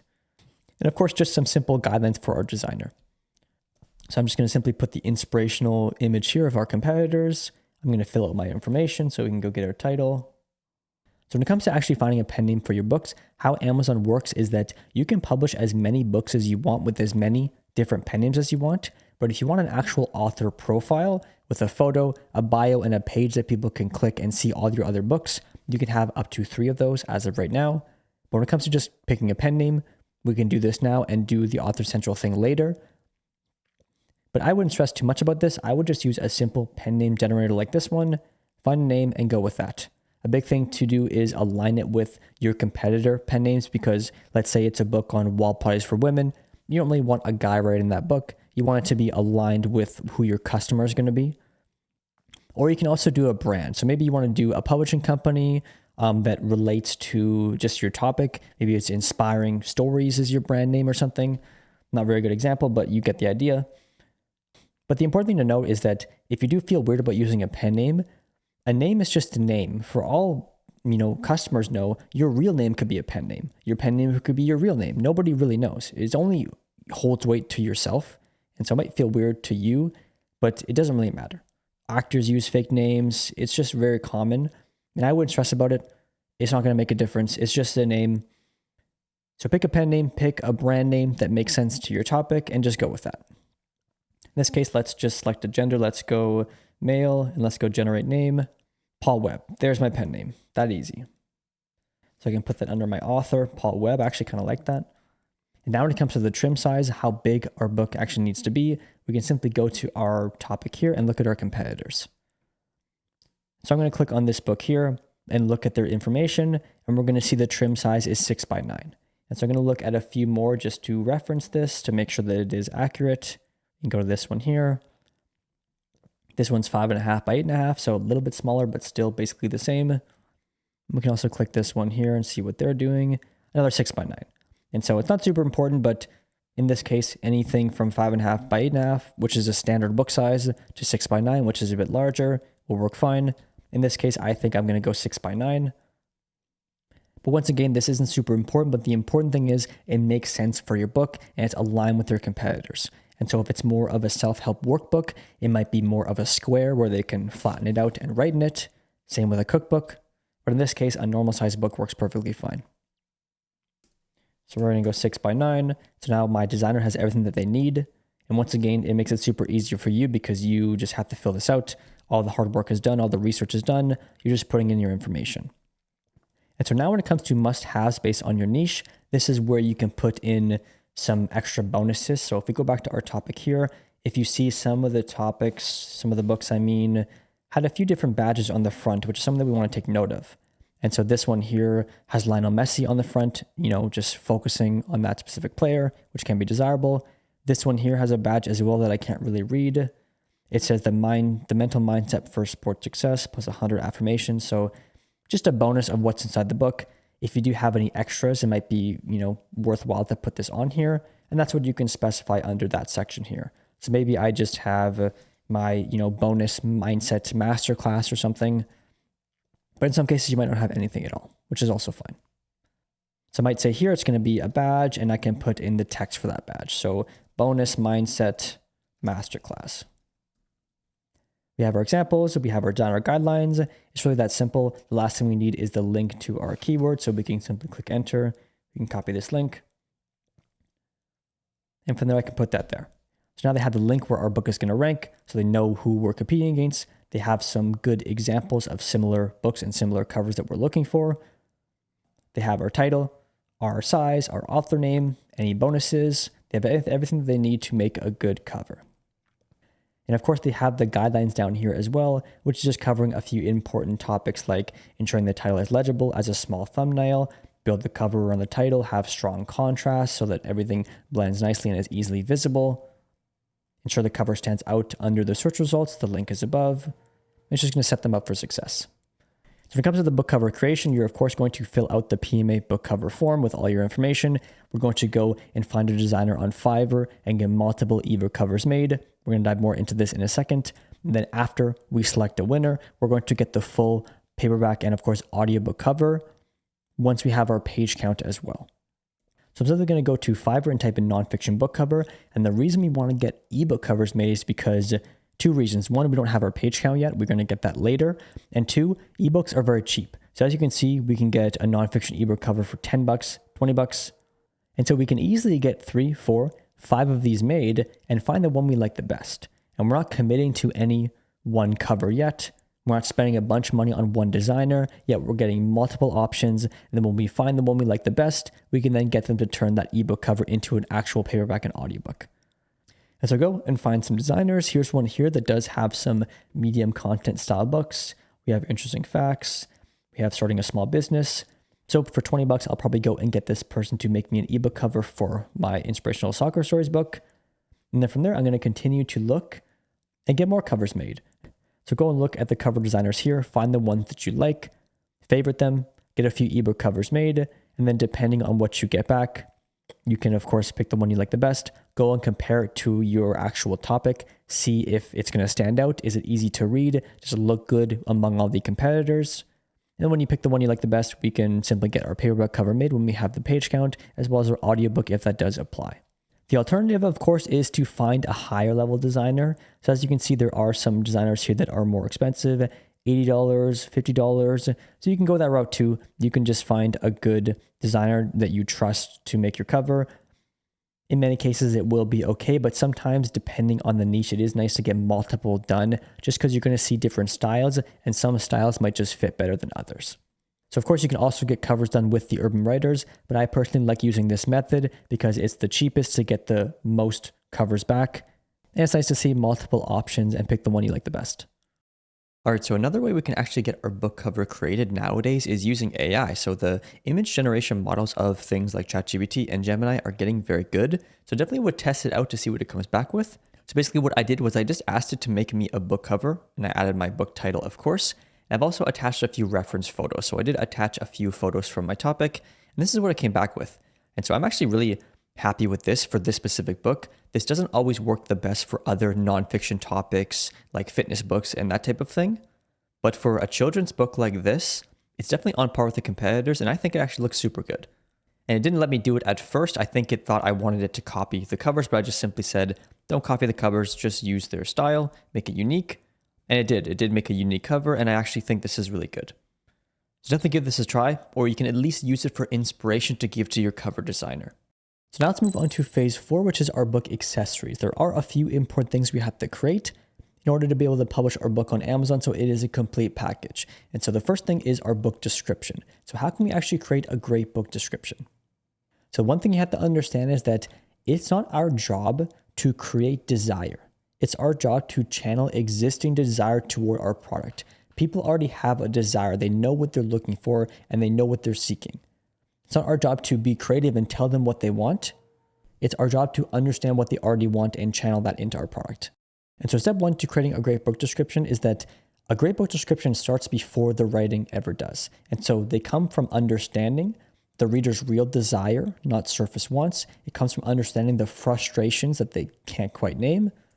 It's also helpful to understand the reasons their previous solutions failed to solving their problem.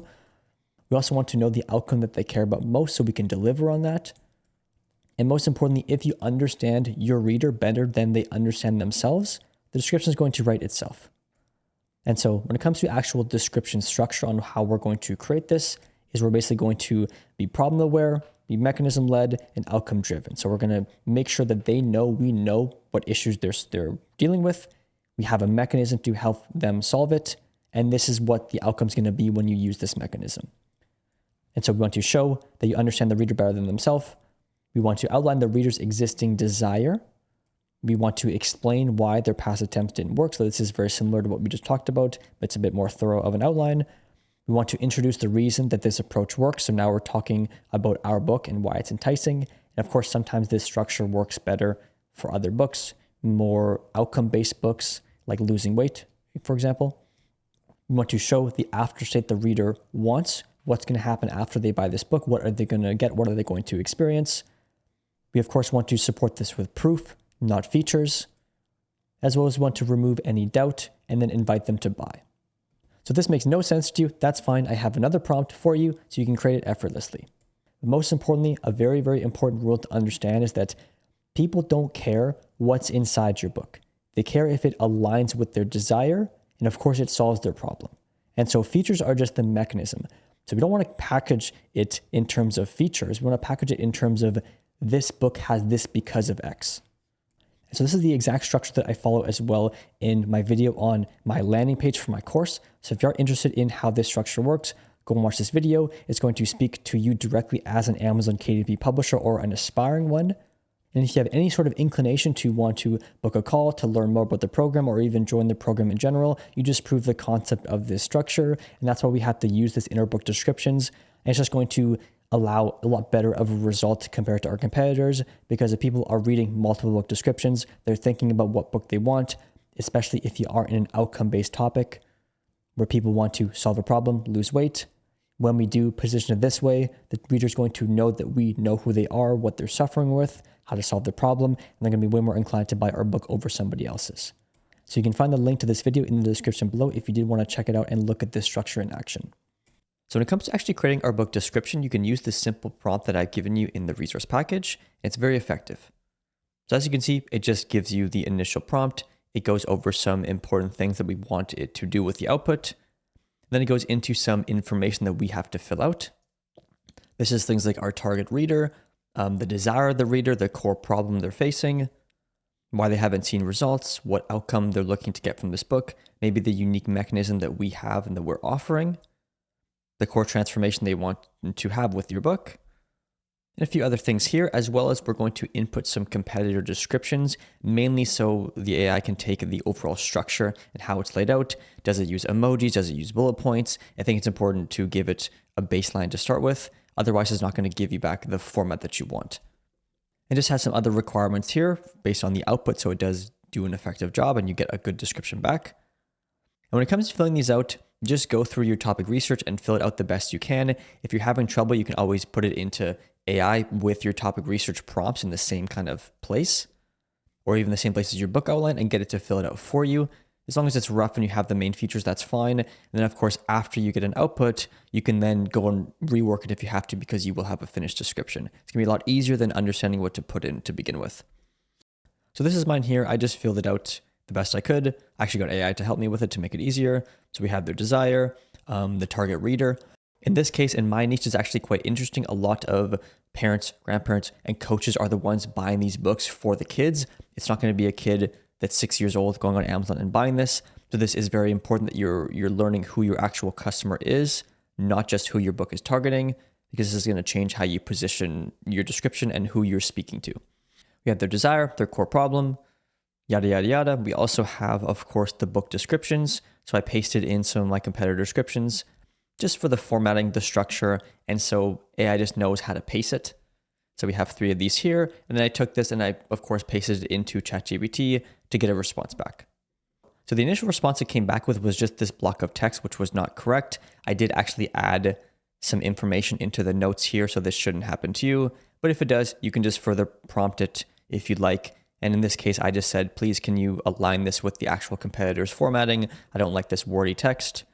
And then right after that, it came back with a really good response.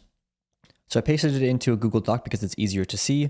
But as you can see, in my opinion, this is basically a finished book description with no other work needed. And so it says, help young soccer players build confidence, discipline, and mental toughness on and off the field. Do you have a young soccer player who loves the game but struggles with confidence or focus, gets discouraged after mistakes or setbacks, needs encouragement that goes beyond just try harder, and so kind of calls out who the person buying this book is? Do they have a young soccer player who struggles with these things? It's very unlikely they're going to be buying a book on inspirational soccer stories, not to inspire kids, especially the ones who aren't naturally inspired. And so it's good to kind of hit the pain points. Just because people are buying emotionally, and if they can picture an end result that's very desirable, in this case for the kids, they're going to want to buy your book. And so it goes into some unique mechanisms that our book has. Many soccer storybooks entertain, but don't clearly teach kids how to think, respond, and grow when challenges show up. And of course, it just elaborates on this point. Make sure you do read it, very thoroughly, just because you don't want there to be anything in here that isn't relevant to your book, or if you don't think sounds nice. It then goes into what's inside the book with some emoji check marks here, which I do like in topics like this. It just draws the eye if people are skimming. It talks about the stories, who it's for, the lessons, the illustrations that are inside. And of course, you can cater this to your own book.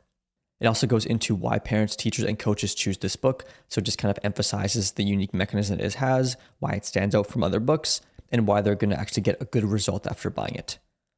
And of course, this is an optional section here depending on your topic, but it can be effective just to differentiate yourself from other books, especially if they all have a common theme and you do think yours just stands out from them. Then it has a final closing sentence and then the call to action. So I like to use call to actions like buy now, add to cart. I like to use things like scroll up and get your copy today, just because it's kind of indirectly asking them to buy it without having those specific keywords in there for Amazon to pick up on.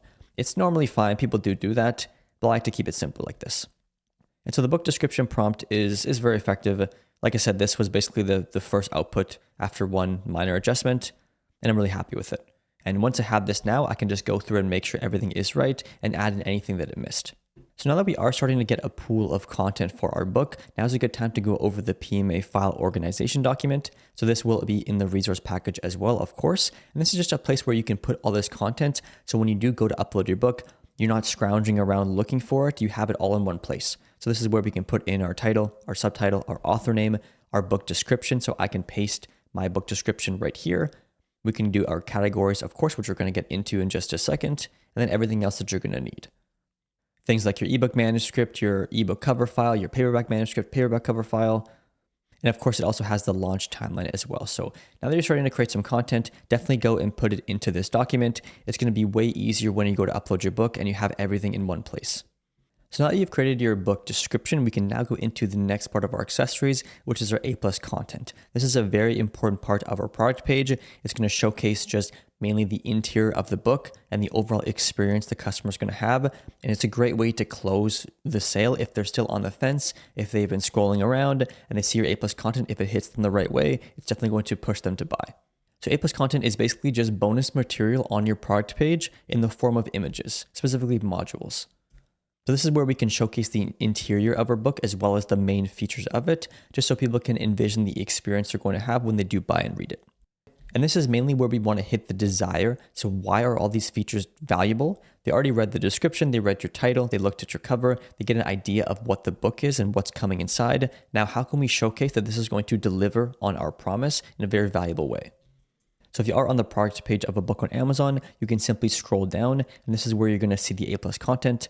So as you can see, it's going to just cover the main features of the book and mainly what comes inside and any bonus content and material that the book has. All right, so when it comes to the A+ content structure, there's two main sizes of modules that we can create, and this is going to be the size of the images that we're uploading. The first one is 970 by 300, which is very common. The second one is 970 by 600. So it doesn't really matter. You can have a look at your competitors and see what they're doing. But the important thing is we don't want to go more than 4 or 5 modules. If you're using the big ones, I'd recommend no more than 4, just because it gets too long and too cluttered. So when it comes to the structure, I'm normally going to hook them in. This first module is going to have a picture of the book, and as well as maybe a bold statement. And we're going to look at more examples in a second. We're going to dive into the experience the reader's going to have with this book. Maybe just overviewing our unique mechanism and how the book is actually designed. From there, we're going to go inside the book and show them the pages, the structure, and overall what they get inside so they can picture the experience they're going to have. And then, of course, we want to close the sale. So this is going to be similar to the hook, a picture of your book, maybe a bold statement, and then maybe a call to action as well. But in terms of the content for the A+ content, we have to, of course, understand the structure that we talked about. And more importantly, we have to have the content for it. So you're mainly going to pull this from your book description. But if you do want a faster and more effective way to turn that information into a structure, we can simply go to our book description prompt on ChatGPT and just prompt it further to get an outline for our A+ content. So simply asked, based on my description, how can I lay out my A+ content with 4 modules to properly showcase my book? And it came back with the 4 modules. It has the hero section, the problem section, the unique mechanism, what's inside, as well as the reassurance plus buyer confidence. So it does a really good job at laying out a proper structure, because remember, people are buying these books. We need to walk them through a path to the buy button, not just give them arbitrary information. And the hero section has a strong headline. It has some supporting content, so it gives you the copy and the features as well. It gives you some direction, so the book cover should be large and centered in that main module, which is something that we want to do, and I didn't even tell it that. It should be a light soccer-themed background, so once again, it just knows to do that without any sort of prompting. It dives into the problem. Most soccer books entertain. This one teaches. Of course, gives you more copy, some features, why your book's different, and just another great module to showcase your book. It dives into the unique mechanism. So this is when you can showcase the interior. It gives you some bullet points, exactly what's going to be inside your book. It also has the closing module as well. It gives you copy, it gives you features, it gives you guidance. And so what we can do now is mimic this with our own A+ content on Canva, or we can simply copy this and send it to our designer with all the information, which technically is already here because it used it from our description, as well as some supporting images. So when it comes to A+ content creation, of course, there are 2 main things we can do. We can outsource it, of course, like anything else. If you do have the budget, I would recommend doing this, make it super easy. We can also create it ourselves on Canva. So if you are very design orientated, it's quite easy to create A+ content on Canva, but it is a bit of a stretch if you don't do much of this. So I probably recommend outsourcing it if you're not super design friendly, but if you are, it might be a good thing to try. So the first thing I do when it comes to actually creating my A+ content is I'm going to go to my competitors, of course, and just have a look at what they're doing. So as you can see, this book here, they have 2 large modules and 3 smaller modules in the middle. So this actually looks super nice. It's very bold and draws attention to it, but had the smaller modules just showcase a bit more detail without being overwhelming and too large, especially if they are looking on a phone. And I'm mainly just going to look at the structure that they follow and then go to some more books in the topic and see how it differs. So let's have a look at this book here. So this one actually has a lot more text. It's similar, but it showcases their brand. So this is actually kind of cool. People can add other books to their cart as well if they do want them. So if you do have lots of books, this could be a good option. And this just is an option when you go to upload your A+ content. It dives into some important things here. However, I don't think this is the best version of A+ content. I like how they showcase their brand, but I think it should showcase the interior of the book more. In this case, maybe the book doesn't have many images or things inside there, so there's no point. But I still think there should be maybe a feature list or something so people can very clearly see what they're going to get. Because in many cases, people are just going to be skimming these. They're not going to be spending a ton of time reading everything. They might, but we should assume that they're not and just get that point across faster. So I do actually like the A+ content from this previous book better. So I'm probably going to mimic something like this. So I'm just going to take some screenshots. I can give it to my designer as reference, or just kind of map out the structure with AI and just get something that's going to work for me. So if you do want to make your A+ content on Canva, you can simply go to custom size. You can type in 970 by 300 pixels or 970 by 600 pixels if that's the size that you want, and go create design. And then you can create a design in this size. And so what I normally do is I'm going to, of course, look at my competitors and get a rough structure, and then going to go and gather some content that I need for my description, my book cover, and a few other things. And I can just start to search up some elements, some text, some bullet points, and just start to map it out. Now, if you have no idea what you're doing with this, like I said, I would recommend outsourcing. But if you are on a limited budget, there's actually something else we can do to start to build our A+ content. It's very effective. And that is that we can take our book cover, we can give it to ChatGPT, and we can ask it to make us an A+ content module based on this style. And then, of course, input our information. And so I simply asked ChatGPT to make me an A+ content module based on the style of this cover, and to include a hook sentence and the book cover on the front of it. And this is actually what it came back with, which is pretty good actually. And so this is a perfect starter module just to hook them in to get them reading.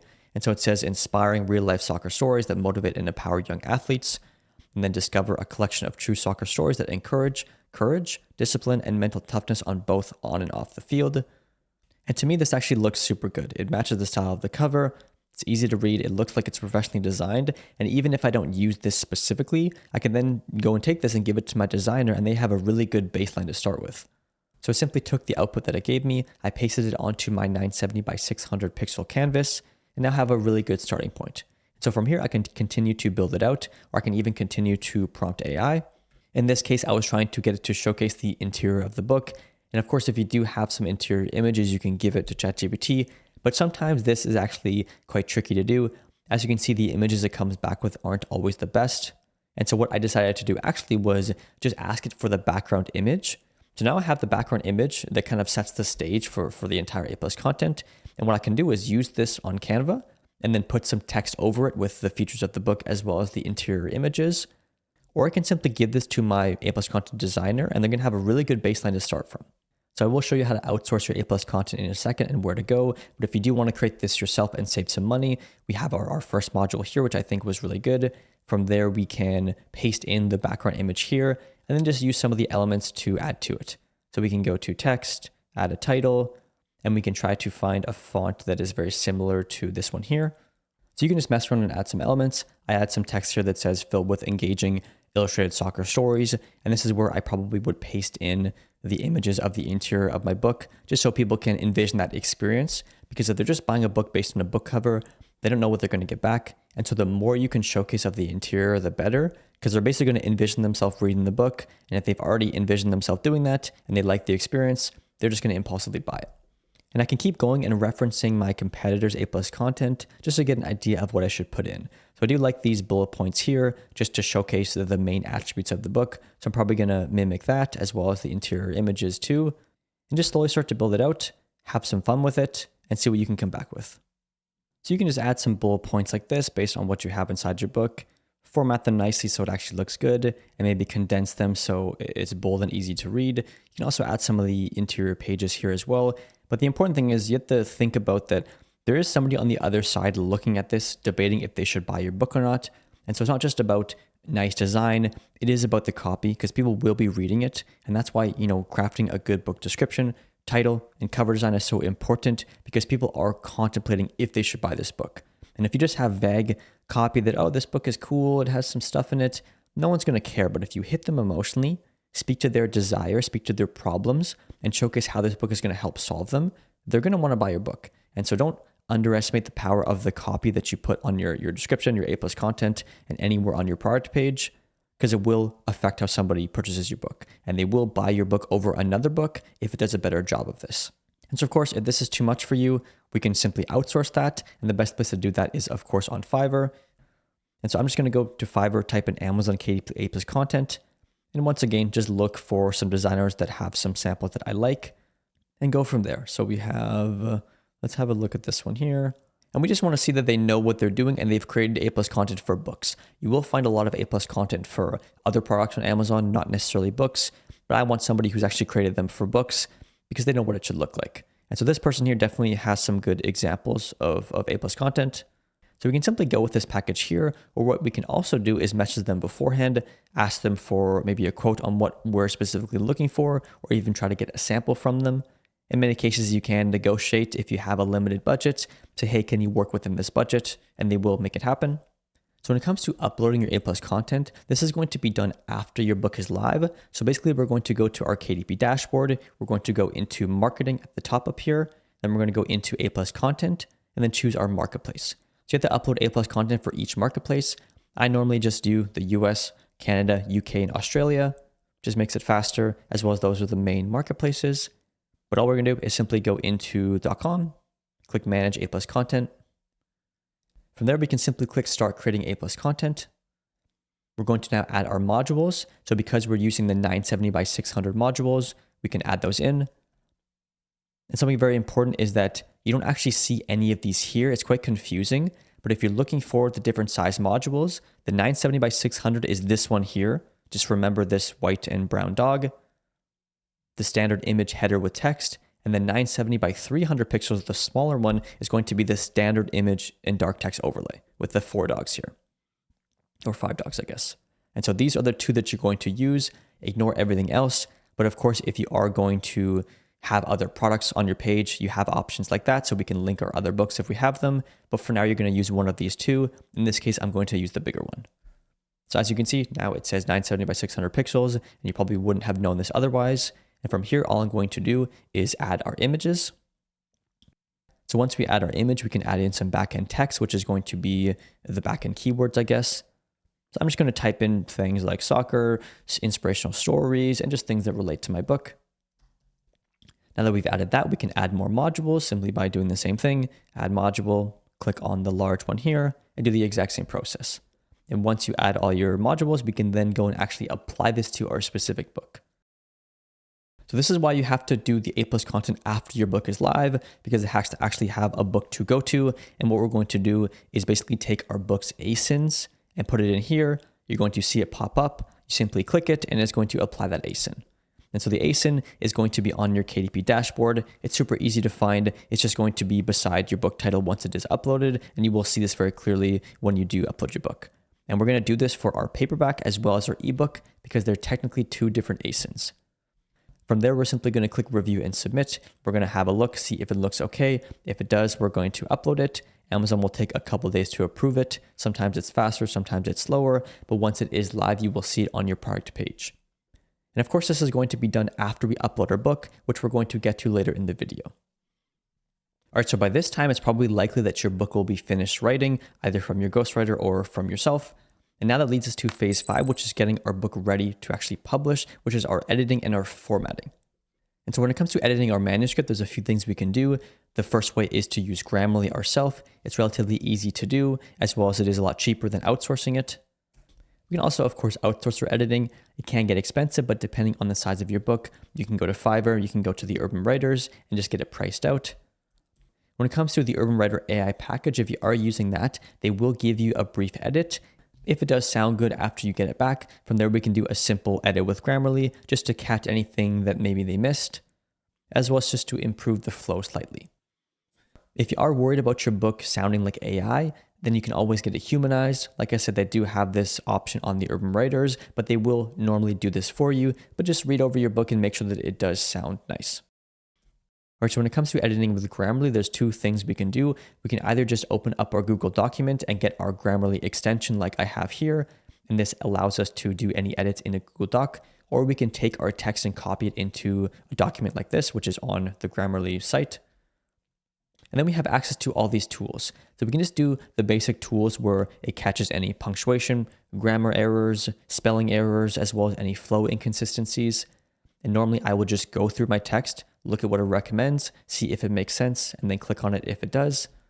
But on top of that, we have all these other tools as well. So we have a proofreader, we have a humanizer, so we can even try out the humanizer to see if it does sound good. We have a few different options here, and we can always create our own voice as well by just simply putting in our style. So if you do have the style from your spiral writing, you can always do that here as well. We also have a review, so it can go over your text for you and review it and see what it thinks. We have a plagiarism checker as well, which I always recommend doing. Normally they will do this when they write your book, but it is also good to do. And then we can go from there. So if you do want to save some money, I do recommend editing your book with Grammarly. It's going to catch basically any errors you could possibly have in your text, as well as you have a few other options in terms of humanizing and other things just to refine it further. But of course, if you do want to outsource it, you can do that as well on Fiverr. It's just like anything, you want to look for a book editor. When it comes to editing, I personally would find somebody that has lots of reviews, because a lot of these newer ones, they might just be AI editors that are kind of, I guess, faking their identity. I'm not sure how prominent this is, but in my opinion, with editing, I would go for the more established people. However, it can, of course, get expensive, so I mainly recommend using Grammarly just because it works super good for what we're doing, as well as if you are getting your text written through AI. In many cases, there isn't going to be much spelling mistakes, and so we can just make sure that the flow looks good. And so copy one chapter at a time into the Grammarly document when you create an account. Go through it, copy it back, and do that for every chapter and beyond. Or you can always just go into the Google document. You can add in your Grammarly extension from the Chrome store and do it that way. However, I don't believe you'll have access to all the tools that the document actually has access to. So when it comes to our book formatting, which is actually turning our Google Doc manuscript into a properly formatted book that can be uploaded and actually printed as a book, there's a few options to do this. Like anything else, we can outsource it if we like, keep it super simple. We can also use Reedsy Studio. So if you do have a simple book like the Inspirational Sports Stories book, where it's mainly just text and then a few images, we can do it ourselves on Reedsy. But more importantly, it's good to go to our competitors, see what they look like, and depending on that, we can determine how we're going to format our book. So of course, when you're on the product page, you can either even just look at their A+ content and see what it looks like, or you can go to the read sample. This is going to be a very clear way to see what your competitor books look like. And so in this case, as you can see, it's just very basic text with images. So this doesn't need to be an expensive format or it doesn't need to be hard. So we can either outsource this for cheap or do this ourselves. So when it comes to Reedsy Studio, you can simply make an account. Of course, like I mentioned, any relevant resource will be linked below. It is free to use. As you can see, we can just dive in, upload our text, and then start to format it how we'd like. So when it comes to actually formatting our book on Reedsy, we're going to go import book. And this is where we're going to actually import our document that our writer would have given us, or the one that we finished writing. Most likely will be a Google Doc. From there, it's basically going to format it for us. So as you can see, this is a sample book I have here. It has all the chapters on the left-hand side. And so I'm just going to go through, look through the chapters, make sure they do look nice, they're formatted nicely, and of course make sure that they are structured properly. So in many cases, it won't be perfect to begin with. You're going to have to go in and create new chapters and just separate them so that it does make sense. And a common thing you might notice when you do upload your book is that chapters will be combined together. So see, in this case, we have chapter 6, passive income with AI, and then we also have chapter 7, it must not have indexed it properly. So what we can do is simply go over here to split chapter. We can select it right here. And then we can create our new chapter title. So passive income with AI, part 2. Then we can go split chapter. And now it's going to make a new chapter after that one. And so this is the main things you're going to want to do. See what it comes back with. Look through each chapter. Make sure that there's none that are stuck together. Split them if you have to. In terms of formatting, you can add breaks if you'd like. You can add different things like italicized text, italicized quotes. You can also paste in any images wherever they need to go. And just make sure everything is structured properly. It will be a bit of a learning curve to begin with, but it's very easy and intuitive. And for these basic text type books, it's going to be very straightforward. So after we finish our book, the next few things we can do before we can export it is to, of course, create our table of contents. All you need to do on Readsy is simply click which type of table of contents you want, whether you just want the chapter titles or you want the headings inside as well. And so what I normally do is just look at my competitors. If they have a more detailed table of contents, I will include everything. But for a simpler book like an inspirational sports stories, normally just the chapter titles will be fine. And then the final thing we can do is go over to our copyright, of course. This is where we're simply just going to put in our basic information, our pen name, the year of publication, and decide what clauses we want. Normally, it's just going to be all rights reserved. And this is going to add it to the beginning of your book. It's really that simple. From there, we can go over to the export button. So we can click export book. It's going to ask us a few more questions. So we're going to need to export our print ready PDF as well as our EPUB file for our ebook. Of course, depending on the type of book that you create. We can decide to hide the chapter titles if we want. I want to keep them here, as well as I do want to have the drop caps at the beginning of the chapters because it does look good. We can also select our style. So as you can see, there's a few styles to choose from.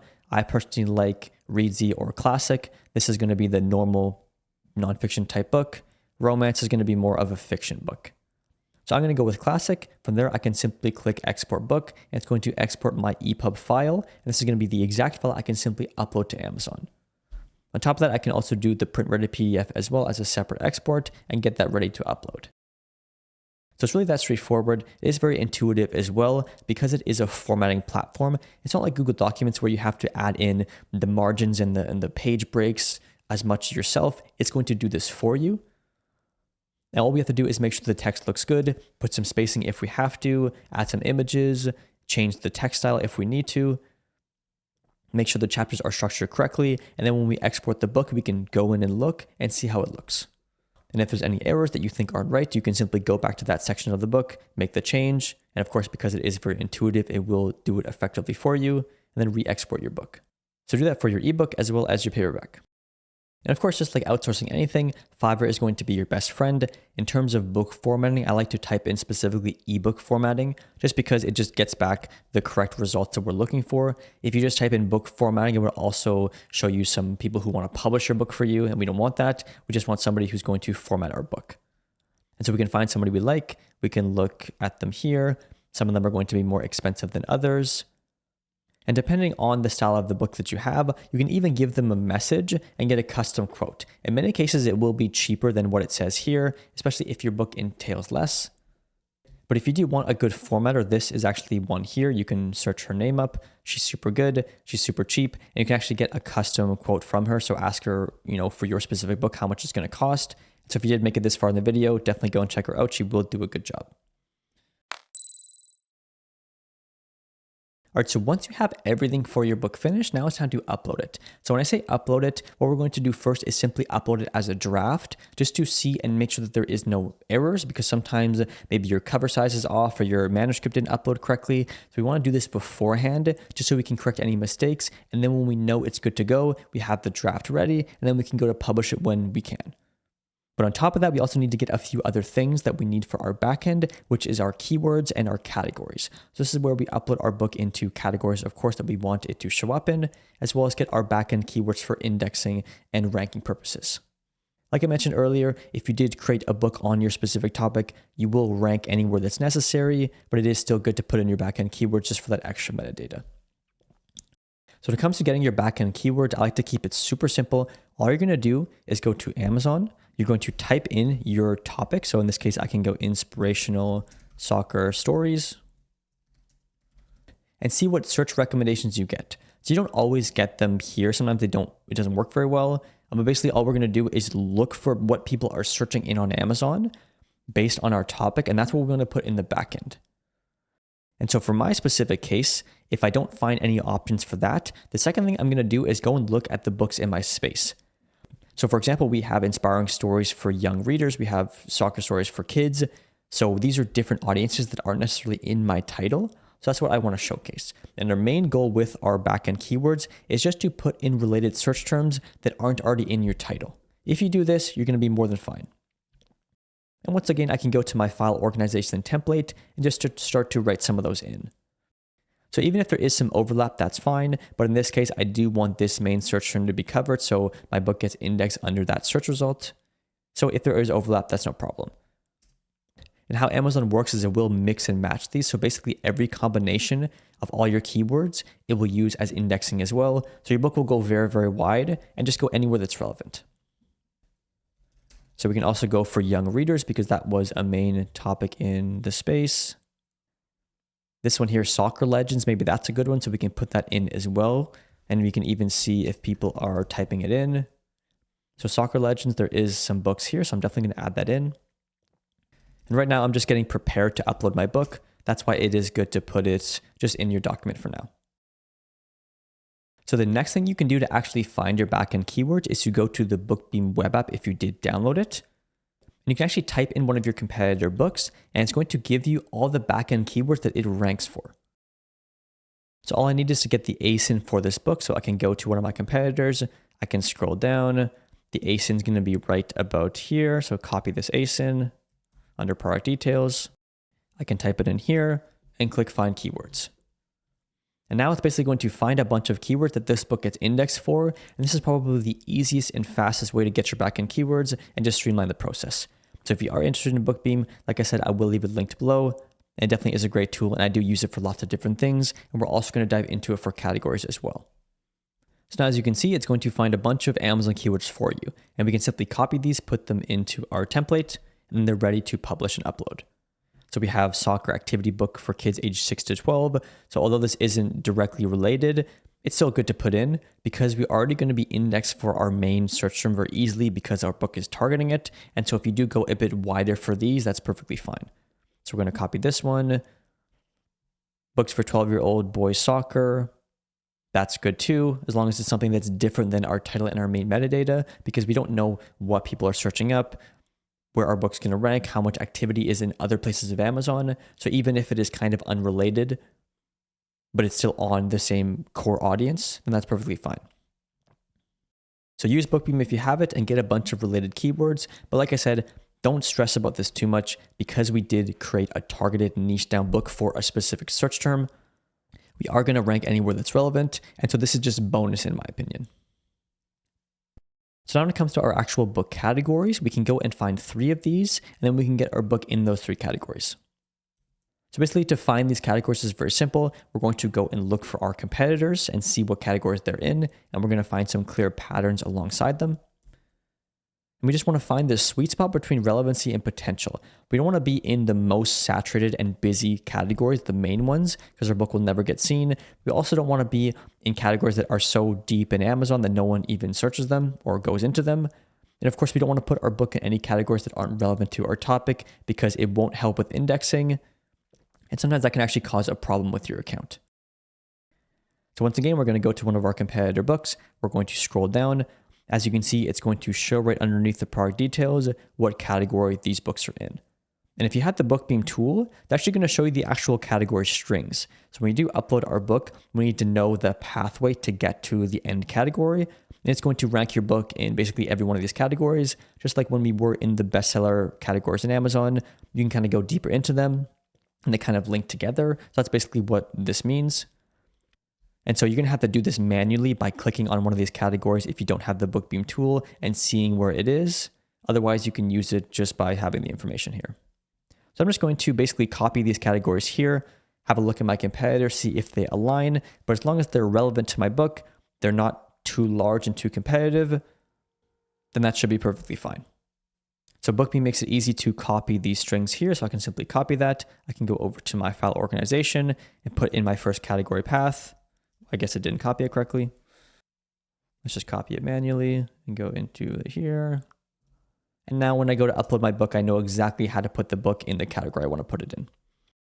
So what we can also do is go to the BookBeam web app if you do have it and go to Category Explorer under the Optimization tab. And based on some certain metrics, we can find some really good categories to put our book in.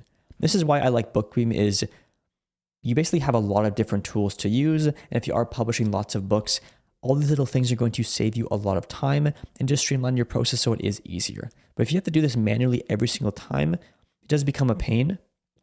And And I'd happily pay whatever it is per month. I don't think it's very expensive just to get these things just done easier.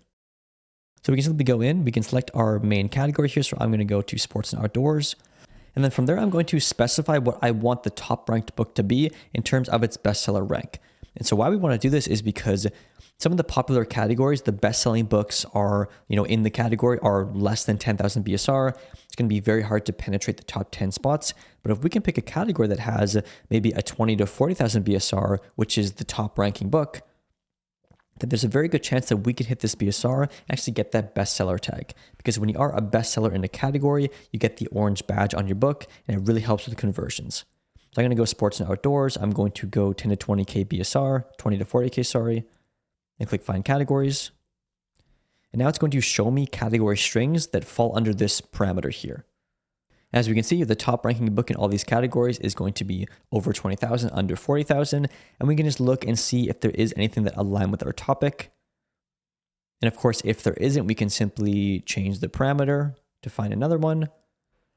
And what you can also do is it might be hard to find a category that has a higher BSR for the top ranking book, but we don't necessarily need that. What we can do is look at the top 20th rank and to see if we can get in that top 20, and maybe that's going to be 10 to 30,000.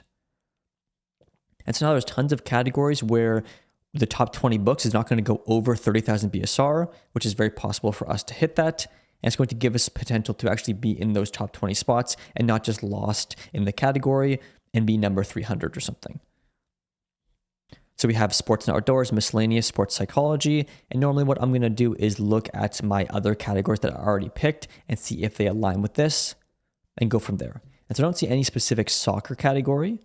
That's fine, but I do think sports psychology would work well because it is aligned and because we will already, have our book in another sports soccer category, even if it isn't perfect and aligned with these metrics. It might be good to find another category that is a bit different and it's easier to rank under. So if this is all confusing to you, it really doesn't matter. All we're trying to do is find a category that we can rank in based on the BSR rank, but you can also just go to your competitors, see what they're doing, find the average and the consistent ones between maybe 3 or 4 competitors and just go in those. So I have my book categories, I have my backend keywords. Now I'm ready to go and upload my book as a draft, as long as I have all my other files together, just to make sure everything uploads correctly. So when it comes to the upload process, what we want to prepare is, of course, our title, our author name, our book description, our backend keywords, our categories, our manuscript, which is going to be our ebook and our paperback, our cover, also our ebook and our paperback, and of course, what price we want to price our book at. We'll get to that in a second. And organize it into the document. And most importantly, the document is actually in order. So as you go to upload your book, you can just go down your document and those things will come up when you get to that point. So let's go upload our book as a draft. And this is where you're going to see if there are any issues, mainly with your cover size or your formatting of your manuscript. Everything else should be fine, but we can go and upload those. And if you do have any issues, simply screenshot the issues, go and give them back to your designer or your formatter, and they will easily clear it up for you. So when it comes to uploading our book, we're simply going to go to our KDP dashboard. And if you don't have an account yet, you can simply go type in Amazon KDP in Google, make an account, super straightforward. From there, we're just going to go create new title or series. We're going to want to upload both our Kindle ebook and our paperback. So normally what I do is I upload the ebook first, and then when you see it on your dashboard, you can actually create a paperback that links to it. And so do your ebook first, and then do your paperback after, and link it to the same section. This will make more sense when you do upload it and you see it on your dashboard. So go and upload your ebook first. I'm not going to go through that as an example because it is straightforward, but I will go through the paperback upload because there is more things to consider. All right, so when it comes to the upload process, it's very straightforward. You have 3 sections. You have the details, you have the content, as well as you have the pricing. So I put in my main title, I put in my subtitle, I also put in my author name. We can ignore series and edition. We can ignore contributors. From there, I also put in my book description. So in terms of book description formatting, I usually would just use the formatting that the ChatGPT gave me. It does work very well. You can go into the whole HTML formatting. However, it just sometimes causes problems, and it is just as easy just to format it in their normal formatter here. And so if you do want to make any changes, you can highlight some text, you can make it a heading. So in this case, I want this to be heading 4. It's going to be bolder. You always want to do this for your headline sentence. You can always add some bullet points if we need to, but there are already bullet points here. And of course, if there are any things you want to add in terms of bolding, You can, but most likely it already will overlap with your initial formatting, but the only thing to watch for is your main heading. So this looks super good. I'm super happy with this. Going down, we need to go to our publishing rights. So I own the copyright publishing to this book. Primary age, so is there explicit images in this book? No, there is not. Primary marketplace is Amazon.com, and then from there we can go and upload our categories. And this is why it's important to know the actual string, because as you can see, you can't just click a category. You have to go in and go through the string that we had to find that end result. And then it's going to index it in all the individual categories throughout. So we have sports and outdoors, we have, let's see here, soccer, general, I think that was one. And then we're going to go back to our resource document and get the other ones. So now we're going to go into our backend keywords, and because we already filled out our template, it's going to be super easy. You don't have to fuss around with this. You can just copy it from your template. So I'm going to put in all my backend keywords here in individual boxes, and then move on from there. Publication date and release date are the same. Release date, we want to release our book now, and then we go save and continue. And if you're going to have any issues with your book, it's most likely going to be on this page here. And so in terms of the ISBN, you can get your own ISBN if you want. If you publish a few books, you might already know what this is. If you have no idea what this is, it's fine just to use an Amazon KDP one. This just identifies your book. And basically, if you want to publish your book on other sites, you have to have a separate ISBN unique to that book, which you can get from different countries. It's different in every country, but that's something for another video. When it comes to our printing options, you're mainly either going to do the black and white interior with white paper, or maybe a color print if you are doing a cookbook topic or something along those lines. Cream paper is more for fiction books, but normally I will do the black and white interior paper, and this will work well for my inspirational sports stories book. It does tell you exactly what this is for as well here. So select what you want. I'm going to then select my trim size. This is going to be 6x9 like we determined before. We're going to have no bleed. Bleed is normally if you have images that go right to the edge of the page, you have to select bleed so they understand that. No bleed. For the cover finish, I like to go with matte. I think it just looks super sleek and super nice.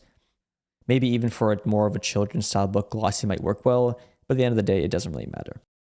So from there, we simply want to upload our book manuscript. This is going to be a print PDF file. You would have got this back if you did export your book through Reedsy Studio, or you got it formatted on Fiverr. Of course, we can also upload our cover as well. This will be, again, a print PDF file. If you did get a paperback cover done through a designer, they will give you the right file. When it comes to AI-generated content, we have to specify what we've done. There's nothing wrong with saying that your book has AI in it. They just want to, I guess, keep track of this. But the important thing is we are selecting the right ones. So in terms of the writing itself, we can go entire work with extensive editing, because if we're having to select the option where we did minimal or no editing, you did something wrong. If you are using AI, it is important that you spend the time to make sure that it is refined and you don't just put in what it put out. Same thing with the images, select what makes sense to you. And then from there, we can select our launch previewer. When you do upload your manuscript and your cover, it will take a second to load, but once it does, you can launch the previewer, have a view of the cover itself as well as the interior of your book. So simply just scroll through it, make sure it looks nice. There's nothing going over the edges or the margins, specifically on your cover as well. And this will make more sense when you go in. It is very straightforward. And if there are any errors as well, it does say it on the side of the panel. Don't stress, just take a screenshot, send it to your designer or your formatter, depending on the issue, and they'll easily correct it for you. So now when it comes to our pricing, which is the final phase before we upload it or before we save it as a draft, there's a few important things to note here. When it comes to your ebook pricing, normally what we used to do is run a free promo and then have a cheap ebook. However, I don't recommend that now because there has been some changes with reviews. So what you want to do with your ebook is simply price it anywhere from $1.99 to $4.99. That's going to be perfectly fine.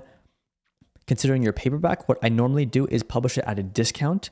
We will talk about our book launch in a second. But when we do launch our book, we want our paperback to be cheaper than our competitors. So it drives in some impulse buys and kind of sparks the launch. And so if our competitors are, let's say, $15.99, I'm going to price it at $9.99. For the inspirational sports stories book, if it is, a cheaper book, maybe our competitors are $12 to $13, I'm probably going to go something like $7.99. And so just do it something a bit cheaper. And this is going to set us up well for our launch. And then after our launch period is over, we can come back in and change the price, of course. but just have it at a discount. But don't stress about this too much because we can change the price as much as we like. Of course, it will give you your royalty rate as well as how much royalty you make per book. So this specific book, I make just about $6. And this, of course, depends on the size. Are you printing in color? How many images are there? And a few more factors. So once we're finished that, we are not going to publish our book yet. We're going to save it as a draft, make sure everything is uploaded correctly. And then when we are ready to actually upload, after you've watched the rest of this video and you understand it, we can then come back, click upload. It will take around 72 hours to approve your book. And then once it's live, we go into the actual launch process, which we're going to cover in a second. All right, phase 7 is our book reviews. What do we need to do to get book reviews, and how do we prepare before our launch to do this effectively? All right, so when it comes to getting book reviews, there is one site that I recommend, and that is Book Bounty. Basically, what we're going to do is we're going to prepare beforehand before we launch our book, collect bounty points, and then when we do go to upload and launch our book, we can get reviews when we need to. The reason I recommend Book Bounty is because it's the safest, in my opinion, when it comes to all these external review sites. They are technically a gray area, but when it comes to Book Bounty, there's no review swapping going on. You can't contact the reviewer. You can't solicit them in any way, shape, or form. And it's actually very safe. And I've heard of people who have actually had some reviews taken down and books blocked because of some issues that have been happening. And they've even told Amazon specifically that they're using Book Bounty, but they're not doing anything against Amazon TOS, and they've gotten their book reinstated. And so, of course, take that with a grain of salt to do your own research, but this is the site that I use. And without it, there's really not many ways to get book reviews. And in my opinion, if you can't get book reviews, you can't really make sales. So what's the point? So how Book Bounty works is we're going to review books on their site. We are going to build up bounty points, and then we're going to redeem those points for reviews on our books.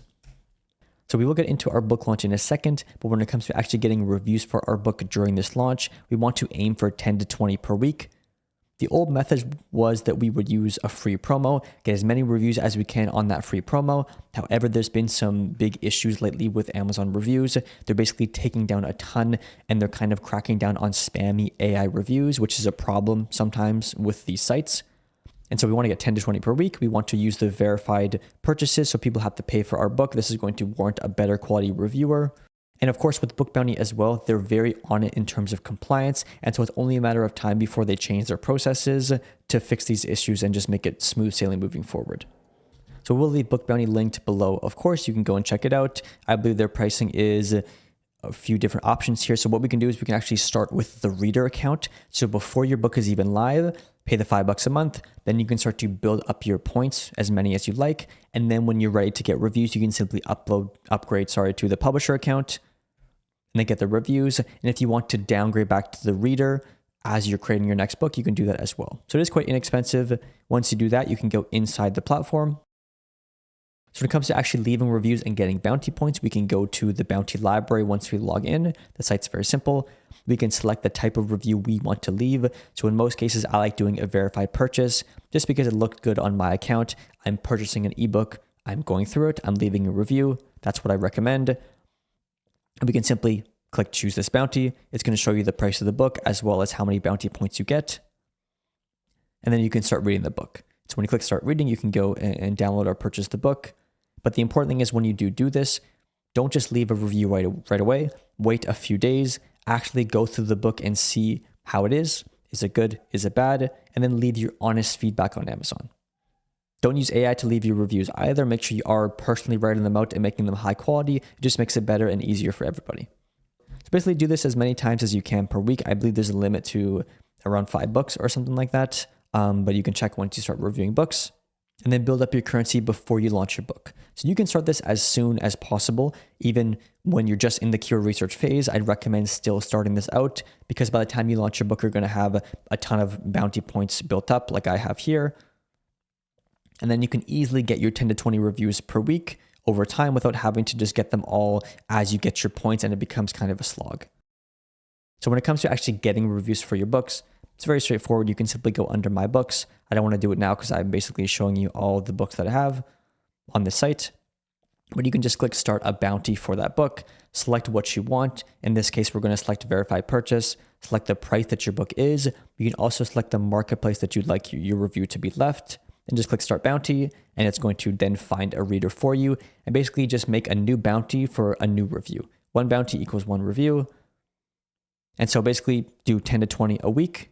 roughly no more than that, and make sure they are verified purchases. All right, so now comes the fun part. Now is when we can actually upload our book to Amazon, have it go live, and then start the launch process to hopefully see some results, get some momentum, and build off it from there. So when it comes to the book launch process, it's very straightforward. We are going to upload it to Amazon, of course. Once it goes live, the first thing we're going to do is add our A+ content like I showed you how to do earlier. We are then going to start getting some reviews because we need to get some reviews on our book to start launching it, anywhere from 10 to 20 per week. Once we have around 20 reviews on our book, hopefully within the first 7 days, we can then run some Amazon ads. The reason for this is now we're going to drive sales to our book, spark the Amazon algorithm to tell Amazon that our book is new, people are interested, and then hopefully from there, it starts to make sales from our ads. And then as it starts to make sales, it will start to rank better and better, and inevitably get ranking on our main search term so we can get seen by the organic traffic. And of course, from there, we want to continue to get our reviews to establish it with some good social proof. And so our goal of our launch is just to get continuous sales throughout the first 30 days. There is a rough window of 30 days that Amazon is categorizing your book more than other times. No one knows a lot about the Amazon algorithm, but it is good to consider these first 30 days as essential when it comes to ranking. And of course, as you start to get sales and you start to rank higher, the more your book sells and the more your book stays in the ranking, it almost gets stuck there. And so that's why it's hard to penetrate the top spots in certain keywords, because they already have established competitors there who have been there for months or even years selling. It's a lot harder for them just to drop in the rankings because they've earned their spot. Amazon knows they perform well, so they're going to keep them there. We also want to continue to get reviews, of course. Aim for 100 plus. And then we can gauge and see where our book is at properly, because just because a book has 10 reviews versus 100 reviews, it's going to be very different in terms of its performance. And so we can't properly judge a book until it has around 100 reviews. So aim for that. As well as when we do this and we start to get more reviews, we will slowly start to rank in our search term. Sometimes this does take longer than normal. It's not going to happen right away, but that's why we aim to do this in the first 30 days. And then that should be a good amount of time to gauge where our book sits. And so I just want to do a quick overview of what it kind of looks like when we upload a book and what we can expect. And so going to my keyword here, inspirational soccer stories, when I upload a book, it's not just going to show and rank right here. And so it's more safe to say that it's going to come down here. It's going to be on page 3, page 4, page 5, depending on how saturated the topic is. That's where my book's going to show up when I upload it and start to get some reviews. And so assuming that my book is going to end up on page 4, let's say when I upload it, I need to, of course, tell Amazon that people want my book so that it ranks my book higher. And so the Amazon algorithm is basically a performance-based system. If your book doesn't sell, it's not going to show it to anybody. And so we need to jumpstart it, hence launch our book, to trigger the algorithm to get our book ranking better. Because if it does start to sell, Amazon knows that, oh, this book needs to be up with the other books that are selling well because people want it. And so let's say our book comes up on page 4. We then get reviews for it to increase our social proof. We then drive sales through Amazon ads.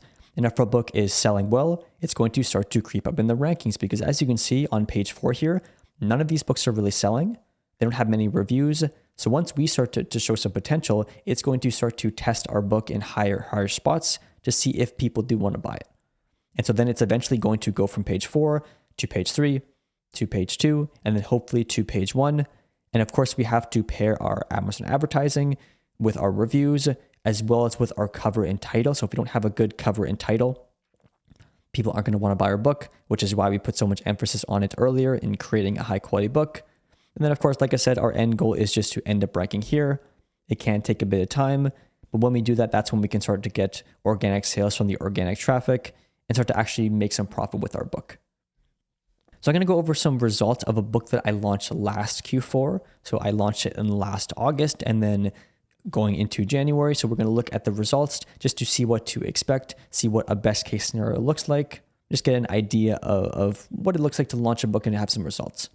So of course, this is a high content book. The book costs more. It made more in royalties. It was in a very competitive topic. And of course, I didn't really have an ad budget. So you don't have to spend this much on ads. Don't let it scare you. But this is just what it looks like if you do want to go a bit more aggressive. So in August, when I launched the book, I made about $100 royalty, lost about $230 after the ad spend, had 56 reviews. Going into September, I made about $700 royalty this month. I spent about $1,200 on ads, so I lost another $500. But keep in mind, my book was discounted at this point and I was just trying to drive sales to get it ranking high. Going into October, because it was a bit more competitive of a topic, it took a bit more to start ranking there. I also believe I launched it at the end of August, so it was only really a month or two to get there. But now that it started to rank higher and I raised my price, you can see the profit starts to increase. So in October, we made about $2,200, spent about $1,400 on ads, and ended up with just about $800 profit with only 77 reviews. Going into November, it started to increase even more, making around $1,300 in profit. And of course, you can screenshot this if you like to have a look. So December is when it started to pick up. So I had about 119 reviews. I spent about $1,700 on ads, making $4,500 back. So making almost $3,000 in profit. And then in January, because this topic spikes in the new year, it made around $7,300 with about $3,000 of ad spend. So at the end of the month, we were profited just about $4,500 with around 140 reviews. And so, of course, this is an older screenshot. This book has continued to sell. It still sells at this time. And I'm actually going to, of course, be bumping the ads up this January because it does spike this year. And maybe I'll make a video outlining how it's doing right now a year later. This is kind of the best case scenario for a launch. You lose a bit of money trying to launch it while it's discounted to get it ranking, which is perfectly fine. Then start to rank high to get those organic sales. And as your review count increases and your ranking increases, and of course, you start to spend some more on ads, you can see your income going up and up. So of course, depending on your topic, it might spike this time of year, it might not. But the goal is just to stay consistent throughout the year. So now this book averages anywhere from probably $2,000 to $4,000 of profit a month throughout the year. There is some slower times, come the middle of fall, come the middle of summer, but it just kind of average that number. So phase 9 is when we start our book marketing. So once your book is live, you have 20 reviews, we can then start to run our Amazon ads. And this is going to be the main driving force of our book launch. So we're actually going to cut to one of my Amazon ads training videos. It's extremely thorough. It's going to walk you through my entire process, what Amazon ads are, how they work, how to set up your campaigns, as well as why we're setting up the campaigns that we're doing, as well as how to optimize your campaigns moving forward. So let's dive into that now, and you can set your Amazon ad campaigns up and start to launch your book. So before we actually set up our campaigns, there is a very important thing we have to go over, and that is that what do we want from our book? And so our goal when we publish a book to Amazon, regardless if it's a low content book, a high content book, or anything in between, is we want to get our book to, of course, sell, and most importantly, be profitable at the end of every month. So how do we do this? And how we're going to do this is very simple. We're going to get our book ranking on page 1 of our main search term where all the organic traffic and customers are. And so when you publish a book to Amazon, it's most likely going to be on page 7 or above, not getting seen by anybody. And it's our job to prove to Amazon that our book deserves to be ranking in the top spots. And like I said, that's where all the organic traffic is, which is the ideal place to be. And so in this video, we are going to, of course, understand the job of our Amazon ads in achieving this. We're going to learn the foundation of our Amazon ads and what that is as a beginner. We, of course, are going to get into what campaigns to set up for maximum profit and minimum spend and why we're doing that. And most importantly, how to actually analyze them after you get some data. Because many people don't actually understand how to go into their campaigns, see how they're performing, see what keywords it's targeting, and what to do after the fact to make sure that they are going to be stable for the long term. So let's get into it. So the most important thing to understand when it comes to actually advertising books on Amazon is that our Amazon ads are doing a job. Their goal is solely to get your book ranking high in your desired search term so it gets seen by the organic traffic searching it up. And then, of course, to keep it there so it stays getting seen by this traffic. And one of the most important things to take in from this video is that you can have unprofitable Amazon ad campaigns and still make thousands of dollars of profit every month. And when you have this specific goal in mind and you understand that this is what your Amazon ads are doing, you're going to do everything else in your business differently and you're going to see way different results if you weren't. And so what will make you quit and never have any results with Amazon KDP is running ads and expecting them to bring in all your sales and just suddenly be profitable. If you're new to Amazon ads, please don't expect this, as it's very unlikely. There's only a few scenarios where your Amazon ads will be very profitable, and that is when you are in a very high demand topic with low competition, or if you have hundreds of book reviews. But as a beginner, you're not going to be at that point yet, and we're just going to be setting ourselves up for failure if we're expecting this. But if we're expecting to get our book ranking high, our strategy will be different, and you're going to see way different results. And so the foundation of our Amazon ad campaigns for someone who has never done them before or they're brand new to them is to create the lowest spending, highest performing campaigns possible, and then get our book ranking high as fast as possible so we can get those organic sales. And the campaigns that we're going to be setting up today is based off of this foundation. And so if you're just launching your book, if you haven't really run Amazon ads at all yet, there's a few things you can do to increase this likelihood. The first one is to, of course, when you publish your book, run a free promo. I do have a full video on my book launch strategy, which I will link below. When your book is on a free promo, you can get reviews for it. We ideally don't want to start advertising to our book until we have at least around 20, and then of course push to 100. That does seem like a lot, but when you do prepare properly for your launch, it's not that hard. I do cover that in my book launch video. And what you can also do is have your book discounted. So if your book is brand new, definitely discount it for the first 30 days roughly, but just be competitive with your market and make sure it is a noticeable discount. This is going to basically cause a bunch of impulse buys, make your ads convert very well, and just get your book ranking high faster. So now what exactly are the campaigns that we're going to be creating today? So we're not going to be doing an automatic campaign. This is when Amazon will select where your book goes. The reason being is that we want to preserve our budget, and sometimes these campaigns can go a bit too wide and don't bring in the best results. So if you do have a decent budget for your Amazon ads, then definitely throw an automatic campaign up. But the main campaigns that we're going to be doing is our manual product campaign and a manual keyword campaign. This is very simple. All we're going to be doing is targeting relevant products in our space, in our keyword, and then targeting relevant keywords. And so of course, I'm going to dive into exactly how to set these up in a second, but we're going to keep them very simple. We're just going to make sure that we are doing exact targeting. Just the topics that we select is what we're going to target. We're going to do anywhere from 1 to 5 of the best-selling books in our space. We're going to make sure our bidding strategy is down only, so it never spends more than the bid that we set to keep our costs as low as possible. We're going to start them at $5 a day. So I will leave a link below to my complete SOP for my Amazon ad campaign setup. It's going to walk you through step-by-step exactly how to set these campaigns up, literally click by click. And of course, you're going to watch me do this in a second, but having that resource can be very valuable just to refer back to. And same thing with our keyword campaign, is we're going to be targeting phrase and exact keywords. So this means it's going to target the exact keyword we put in, as well as it's going to move the phrase around and find some similar phrases without going too broad. Same thing, we're only going to target between 1 and 5 of our main search terms. From my experience, after selling thousands of books on Amazon, a majority of your sales will come from your main search term and your main product targets. So there's no sense in going too wide, especially if we want to preserve our budget and get the most out of our campaigns as a beginner. Same thing for our bidding strategy. We want to go down only, so Amazon will not spend more than what we select. Then we can start at $5 a day. And so with these two campaigns, basically, if it spends the $5 per day for both campaigns, it's going to be around $300 for the month.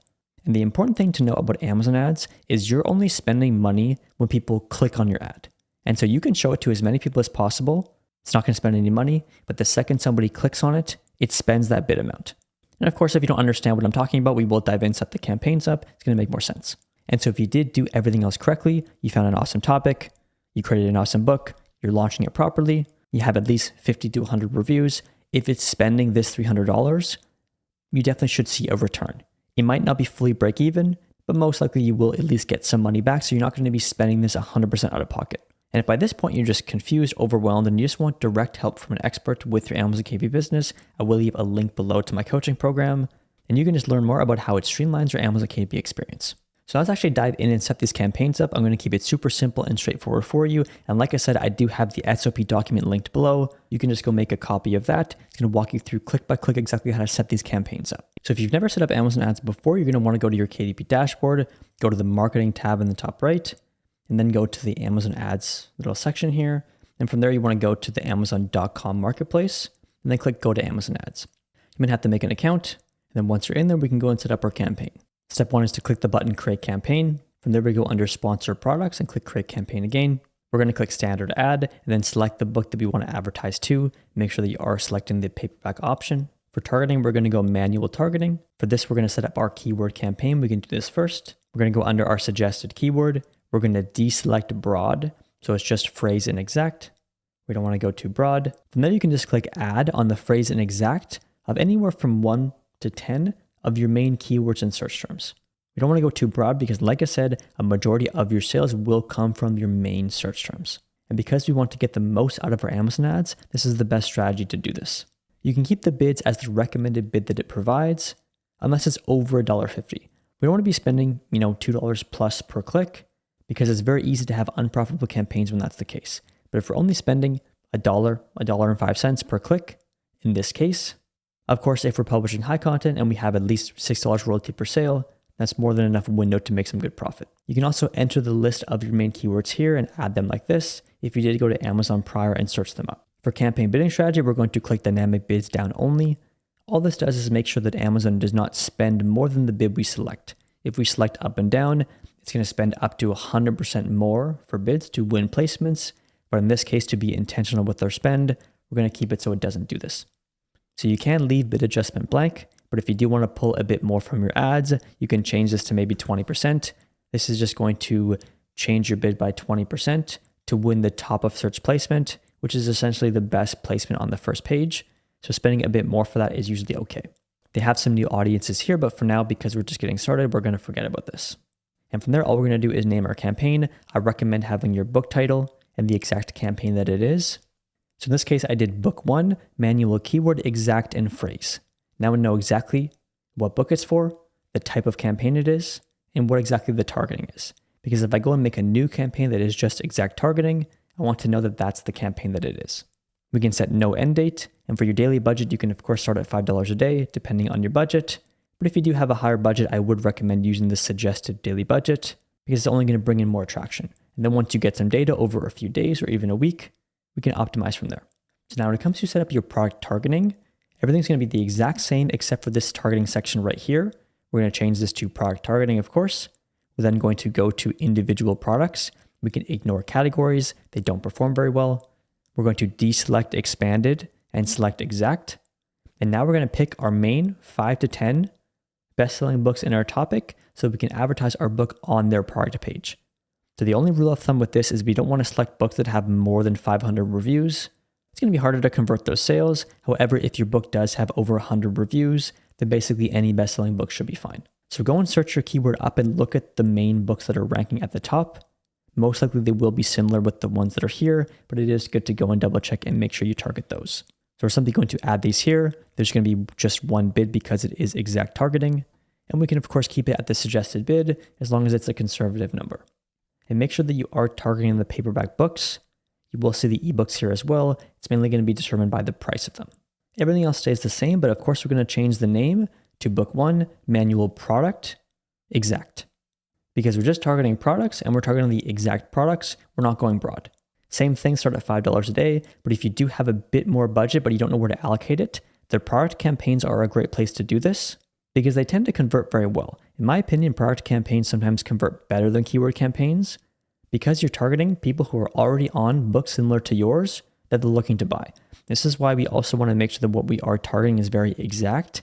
It's not similar to our topic. Let's only target the exact books that are directly on our topic and the best-selling ones in the space. This means it's directly related to our book and there's tons of traffic. And we simply click launch campaign.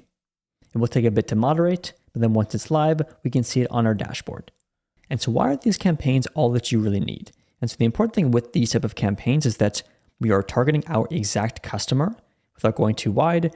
We're targeting the books that they're already buying. We're targeting the keywords that they're searching. And we're not going too broad and spending too much money because like I said before, a lot of your sales will come from these main search terms and products. We are of course limiting how much we're spending. We're being intentional with how we set these up, what we're targeting with our bids. So we're not just throwing money out there. And most importantly, if it starts to bring in sales, then we can start to increase budgets and experiment more with some broader campaigns. And of course, if our book is ranking high, getting organic sales, we have a bit of profit to play with. So now let's actually understand how to go into our campaigns after they're working and see what's going on. So there's a few metrics that we want to be able to understand. Of course, the first one is the click-through rate. This is the rate in which people are clicking on our ads. The second one is the cost per click, just to know how much we're spending per bid. And most importantly, the A cost, which is the advertising cost of sales. And so all this is telling us is that people are clicking on our ad and how frequently they're doing so, and are our ads profitable? And if we can see that not many people are actually clicking on our ad from who's seeing it, then we can maybe update our cover to increase this. And we can also see if our ad's profitable, because if it's not, we can then adjust our bids or maybe try a different strategy. Of course, optimizing your product page and increasing your reviews will increase this as well, but that's a topic for another video. So now one of the most important metrics that you need to know when it comes to advertising on Amazon is your break-even A cost. So this is the advertising cost of sales percentage that you need to hit to break even on your ads, and then anything underneath that is profitable. And so it's very simple. Basically what you want to do is take your royalty of your book. How much do you make for each book? You want to divide it by the list price that your book is at, and you want to times it by 100. And so in this case, if our selling price is $14.99, our royalty per sale is $5.67, our break-even ACoS will be 37%. And so breaking even on our ads is not a 50% ACoS, it's whatever this number is. And so as you can see, 37% is by no means a high ACoS. It's actually quite on the lower end. And so to actually have very profitable campaigns that have good margins, we ideally want to have this ACoS close to 20%, which is very hard to get to. But if our expectation is different, if we're just expecting to create an awesome book and get it ranking high, then we're not going to care about this number as much because our book will be making organic sales from the traffic that's there. And that, in my opinion, is the best place to be. The person who can afford to spend the most on advertising will always win. And if we're crunching the numbers and having to pull everything we can from our ads, we're not going to have much fun. But if our book is making 60, 70% of its sales just from the organic traffic, and if this number changes around a bunch, you're not going to be too worried about it because you're in the green every month. So let's dive back into our Amazon Ads dashboard, and I'm going to show you how to actually find the data we want to look at and just see what's going on inside our campaign. So your ads dashboard will look something like this. You're going to see all your campaigns that you set up right here and some relevant information. If your columns look different than mine, we can of course change that right now. We can simply go to columns, go to customize columns, and now we're going to select the following. You can leave country status and type selected. We're not going to have portfolio or bidding strategy, but we do want our start date and end date just to kind of see that figure. Budget, we can actually select impressions as well. It's a good metric to see. We want top of search impression share, top of search bid adjustment. This is just if it adjusts our bid for the top of search placement, and if we did win that placement, what percentage of those placements are we winning? But the most important ones are going to be clicks, click-through rate, spend, cost per click, orders, sales, and of course, advertising cost of sales. Everything else you can leave blank. Click apply, and now we have these metrics here. So now to actually go and view our campaign data, it's very simple. We're going to click on the name of our campaign that we want to look at. We're going to click on our ad group. Once again, this blue text here. Now it's going to show the book underneath this ad group, and there's two important things you want to look at.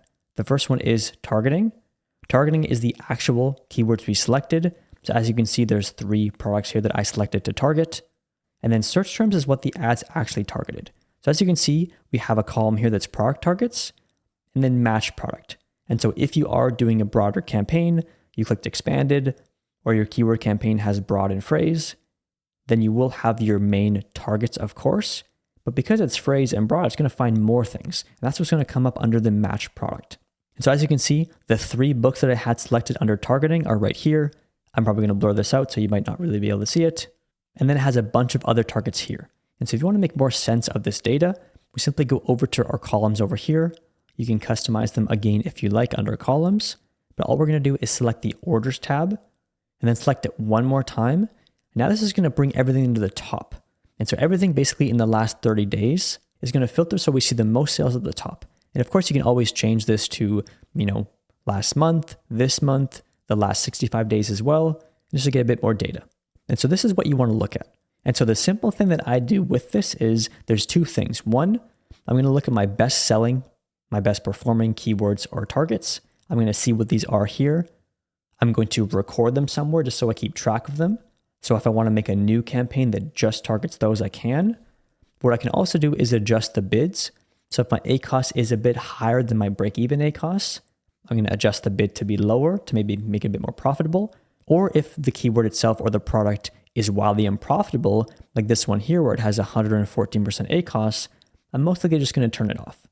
I'm going to add this as a negative, and that's going to be under the match product here. So we can simply go into negative targeting and then take whatever this search term is, or the ASIN if it is a book, and add that in there. And so in this case, the ACoS for this campaign for the last 65 days is around 60%. But the important thing to note is that there's a bunch of keywords here that have a 100% ACoS, a 70% ACoS, and so it's skewing the average. And so it doesn't mean the campaign is wildly unprofitable. It just means that there are a few keywords that are skewing it. And that's why we can remove those. And this is how you optimize and refine your campaigns. But if you do have your very specific exact campaigns, you're not going to have this many search terms. This is just a wider, broader, expanded campaign. So I do expect it to have a bit higher of an ACoS. But the simpler we go with our campaigns, we just target our main products and keywords and we keep the targeting exact. we're not going to have a bunch of data to look at. We're only going to be looking at the main things we selected. It's going to be a lot easier to manage. And then only once those are performing and you figure out how to get your book selling and ranking, then you can expand into some more broader campaigns and dive into that. And I do have other videos on my more advanced Amazon ad strategies, so make sure you subscribe and check those out. So now, if you're getting some good performance with your campaigns, what's next? What can we do moving forward just to optimize our ads and get as much from our book as we can? So the first thing is, of course, book reviews. Continue to gather book reviews on your book, because when we do push to 150 plus, then our conversion rate of our ads will continue to go up and they're only going to get more profitable. From there, if of course our ads are performing, we can increase the daily budget of them to spend more money, get more sales, and get even better ranking. And if you are having lots of clicks and sales with a campaign, it's just working well, feel free to make another campaign that's identical to that. There's thousands of people searching Amazon. There's so many impressions out there that we can get, so there's no problem with duplicating some campaigns that are working. It's just going to make sure that we're targeting those performing keywords and products as much as we can to get the most from them. And when you are having these simpler campaigns that are more targeted, it's going to be a lot more likely that they perform well and not just randomly finding different keywords and going too broad. And of course, scale with what's working and don't overspend on garbage campaigns. So phase 10 is book marketing off Amazon. So nowadays there are different ways that we can drive sales to our book using other platforms. And so if you don't have a big ad budget, this might be a really good option for you just to dive in and go head first because it is free. Basically what you can do is you can make simple TikTok videos about your book in your niche that's going to get recommended to people who are interested and drive a lot of sales. So what we can also do is we can also find UGC creators to create affiliate type videos for our book that link back to it. And so this will of course cost money. We have to pay the creators, but if you just want to make some simple TikTok videos, that's a really good way too. So I'm not going to dive into this super deep, but you can simply go to TikTok. You can type in your book topic. You can type in book talk and just see what comes up. Basically, these videos are going to be very simple. They're going to be showcasing the cover of your book. Maybe it's a list of book recommendations and you have your book in it. Maybe it's 10 tips about trauma you probably didn't know, and then you list off the tips. But the important thing is we don't want to just make content, hey, go buy this book. We want to follow the same copywriting principles that we do with the other stuff. Hit their pain points, hit their desire, speak to them emotionally, tell them that we know who they are and we know what they're struggling with, and just give them some helpful tips. And then it's going to allow people to share it, to like it, to comment. And even if you just get a few hundred views, this can easily translate into a few sales, as people are just going to see your book cover, see the title, see the tips, and go and search it up on Amazon and see what it has to offer. If you want to go further, you can make an author website with something like Lovable or a simple AI app that makes it in seconds, and then have your books on there, and then have that link in your bio. So like I said, I'm not going to dive into this super deep, but it just is to spark your curiosity, see what's possible. So definitely go and try it out for yourself. And even if you just make one sale from this, it proves the concept. And then from there, you can just pump out as many videos as you can. And then, based on just statistics, if you pump out enough videos, they're going to get a good amount of views, and some of them might even go viral. This is actually what a lot of people are doing nowadays to sell their books, even if they're in topics that aren't super popular. They're driving a lot of their sales through TikTok, which is basically free content. And of course, then when they want to go deeper into this, they're going to open up a TikTok shop, but that's an entire new business in itself. So just ignore that for now. But the simple free TikTok videos is a great way to drive some sales without spending a bunch of money on ads. All right, so phase 11 is audiobooks. Now we have to take our book on Amazon KDP, we have to get it narrated, we have to get it published on Audible. So once again, just like the Amazon ads, I'm going to add a video in here. I have a very comprehensive audiobook training video. It's going to show you exactly how to get your book narrated a few different ways, how to get it onto Audible, and how to start to get some reviews and get some sales to it. So let's dive into that now. So now step 4 is uploading our book to Audible and getting it narrated, the best part of the video. There's 2 options to doing this. One is using Amazon's new beta AI narration, which we're going to dive into how to do this in a second. And option 2 is, of course, the normal ACX upload plus finding a narrator. So go back to your KDP dashboard. You will see that you now have a book that comes up right here. Most likely it will just be an ebook. From here, we can click Add Audiobook with Virtual Voice. You might have this option. I'm not sure if it is for everybody yet, but if you did want to use their AI narration feature, this is how you do that. So now after we click that button, we're going to come to a page that looks like this. We're going to be able to look at their voices and pick the one that we like the best. We can get them to actually create a sample cover based on our book cover. So in this case, we don't even have to create an audiobook cover. We can then set their price for our audiobook. So in this case, I'm just going to go and actually look at my competitors and just price it competitively. In most cases, if we do it through ACX, it will determine the price for you. So this is a new feature that I'm not super familiar with. So from there, we're just going to go into the virtual voice studio, see if we are happy with the result. Then we can simply click publish audiobook if we are. And this is really the fastest way to get an audiobook up on Audible. And this new feature makes it super easy. But of course, if you do want to go through the actual process, you're not a huge fan of the AI voice, we can now go over to ACX, claim our book, fill out the information, and then actually find a narrator. So now once our book is live on Amazon, we can then go and create an account at acx.com. It's most likely going to be the same account as your Amazon KDP account. They will link together. Then from there, we can simply claim our title and get our book narrated. So now ACX is only available for a few countries. I believe it's Canada, UK, Ireland, and the US, and maybe one more, but I can't remember what it is. But if you are in a different country from the ones that I just listed, there is an alternative that we can use, which I will get to at the end of the video. And then from there, it's super simple. We can just go to claim your title. So now we'll recommend a few books that might belong to you. So this is because our accounts are linked. So in this case, these are my books here. And so yours might show up here as well. But if it doesn't, you can simply type in your book title, your author name, or your ASIN, which is just on your KDP dashboard under your ebook. It's pretty easy to find. And then from there, once we find our book, we can simply click claim title. In this case, we don't want to use our own audio files. We want to work with a producer to narrate and record our audiobook project. From there, we can click claim title. We're going to agree to the terms, of course. And then now, as you can see, it does pull my description from Amazon. So we can leave it as is. If you do have some issues with it, or if it's over the limit like this one, we might have to adjust it a bit, which you can do in ChatGPT. And that's just going to ask you a few more questions that I'm going to fill out now. So after we fill out the first section, we're just going to click continue. From there, we have to fill out the actual chapter names of our book, just so it's super easy for the narrator to plug in that section of the book and just organizes it nicely. So you can either type out your chapters here or simply import the table of contents from Kindle. This is what I usually do. So I did import it here. I'm just going to make sure that it all looks right compared to my book and then move on to the next step. So now when it comes to distribution, this is very important. I'm going to click exclusive distribution just because I only want my book to show up on Audible. And that means I'm going to get a 40% royalty rate. If I'm publishing my audiobook in other places, I'll have to click this one here, which is going to be only 25%. And in my opinion, 99% of audiobook sales come from Audible itself and all the other companies that it owns. And so this way we get the 40% royalty and you're going to be earning way more money. So we just click our territory as world and of course click exclusive distribution, go continue. So now when it comes to getting your book narrated, we're going to click receive auditions for my project to find a narrator. And then people are going to submit their auditions. We have to do no work, essentially pick the one that we like the best, and then just go from there. So you're just going to fill out the information to your liking, what gender you're looking for, what accent, what vocal style. We're going to upload maybe a little portion of our book that they can use as a sample script for their audition. That stuff is super easy and straightforward, but when it does get to the project budget, this is very important. We're going to go pay for production. We are not going to go royalty share.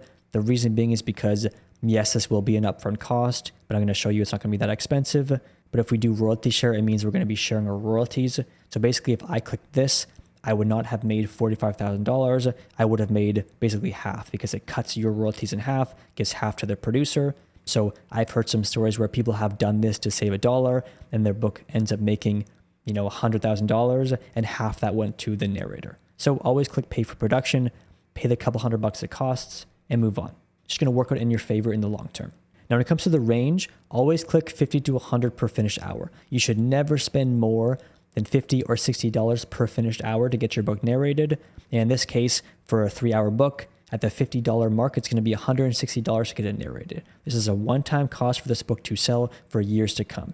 I believe with the books that I showed you on the dashboard before, all those were not more than $60 per finished hour, so they all cost me barely over $100. And you definitely do not have to spend more to get your book narrated. There are still some really good narrators at this lower price point. So go pay for production, go 50 to 100 per finished hour. And now anybody who applies to narrate this book is going to fall under this price bracket. So now from here, you're just going to click continue. You're going to go to the next step, which is to review everything. Just click upload, and then it's going to have your book live where people are going to now apply for it to narrate it. They're going to send you the samples based on the script that you put here. So now once you upload your book, it's going to go under the Open for Auditions tab under My Projects, which is just on the left-hand side here. And as you can see, ACX is super simple. It's just going to walk through each step of the process. Once you get an offer, if you like somebody, once your book is in production, and then once it's completed and uploaded, it's going to go through a simple review process. And then from there, it's going to be live on Audible. So super simple, super straightforward. They walk you through everything very easily. And even without this tutorial, you will be fine. So step 5 is the best part of the process, and that is getting audiobook reviews so our book can actually sell. There are 3 main ways to do this. The first one is to put a little snippet inside our book. This is just basically going to get the narrator to say, hey, when you finish this book, definitely leave your feedback. It's just going to remind them to do so. When it comes to audiobooks, they will have the option to leave a review once they're finished. So it makes it easy, especially if they have this reminder. The second place is BookBlaze, which we're going to dive into in a second. And of course, friends and family. So you do get access to some review codes on ACX, which I will show you in a second. Basically, you can give these codes to your friends and family. They can redeem them for a free copy of your book and then go and leave their feedback. So I will leave my affiliate link to BookBlaze below. It's super straightforward. You can go and sign up, get the unlimited audiobooks package here, and just use it for as long as you want to get reviews. And then once you're finished, you can basically cancel your account. It's very simple and straightforward, and it will walk you through how to get reviews once you're signed up. So now when it comes to getting reviews from your friends and family, it's super easy. We can simply go to our ACX dashboard, go into marketing. From there, you're going to see your book here once it populates after a couple of days. And then all we're going to do is click get codes.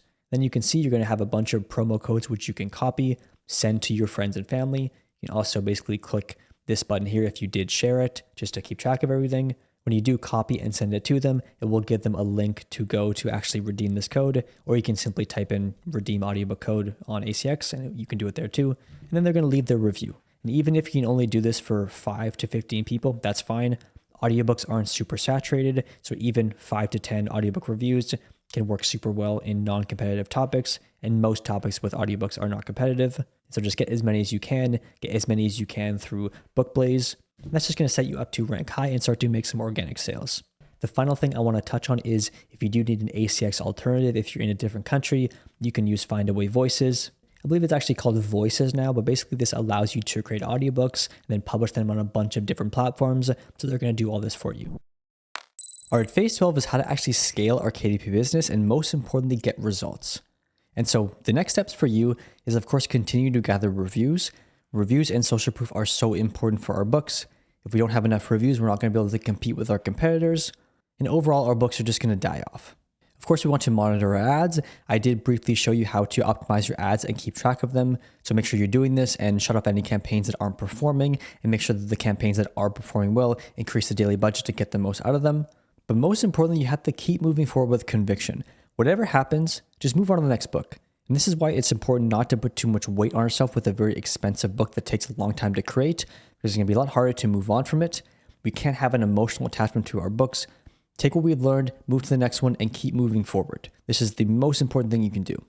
And so when it comes to actually scaling to our $5,000 to $10,000 a month business that we want to build, we of course need to look at our book one performance. We just have to ask ourselves how it's performing, how it's ranking, what does the niche look like, and then from there we can decide if we want to build out a brand in this topic or pivot to something completely different. Because if there isn't much potential and the keyword just isn't as good as you thought it was and there isn't much subtopics around it, it's better to pivot than just to force a brand.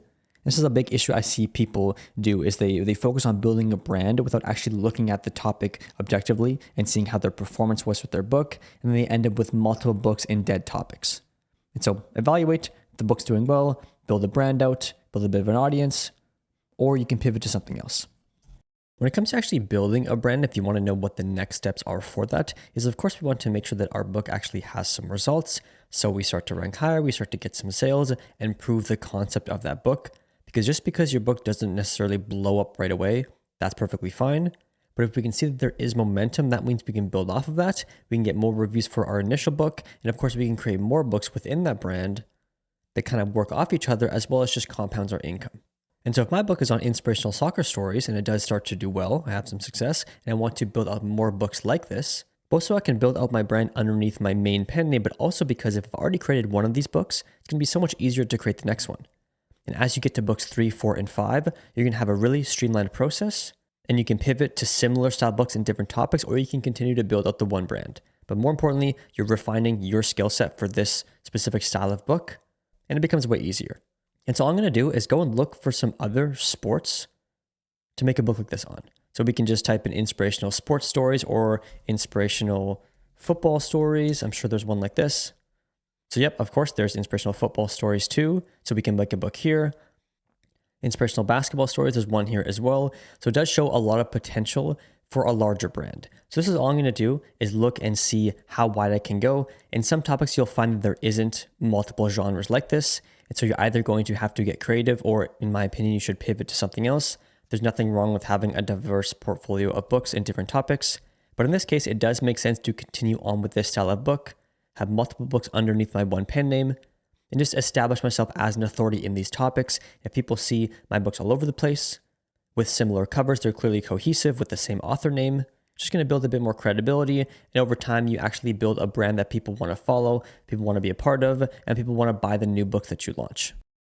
So when it comes to actually scaling and building our $5,000 to $10,000 a month KDP business, it's very important how we set our goals moving forward.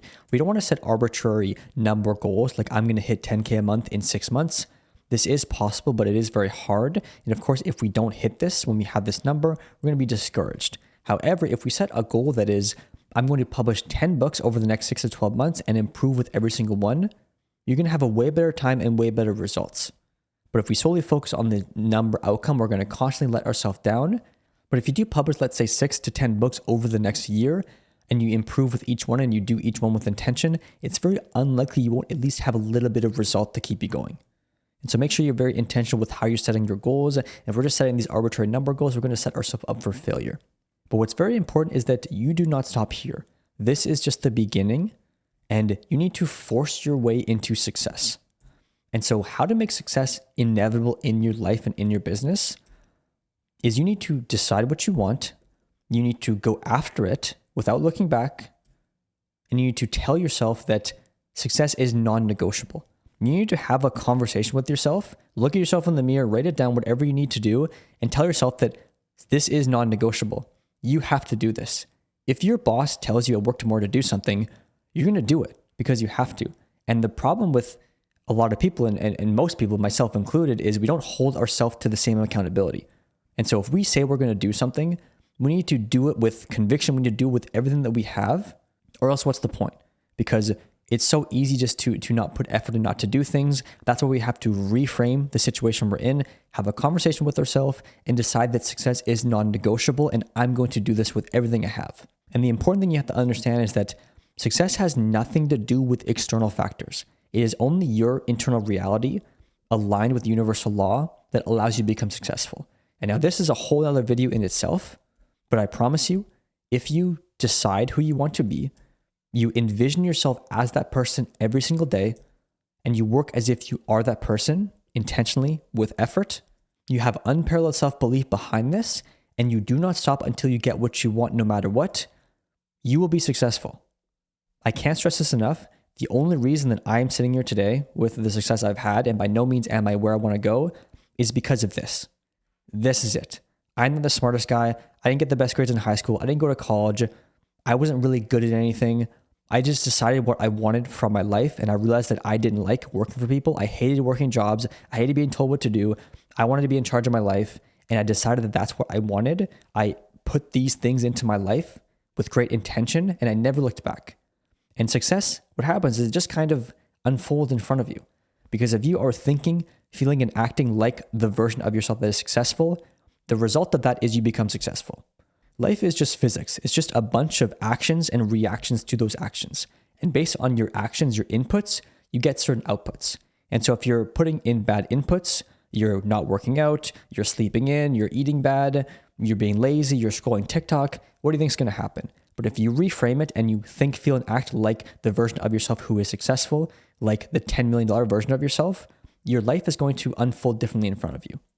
And so it's very important that you make the decision your future self will thank you for, and you almost owe it to your future self to live in a way that makes success inevitable. You need to create your luck. You need to live in a way where it's statistically unlikely that you wouldn't become successful.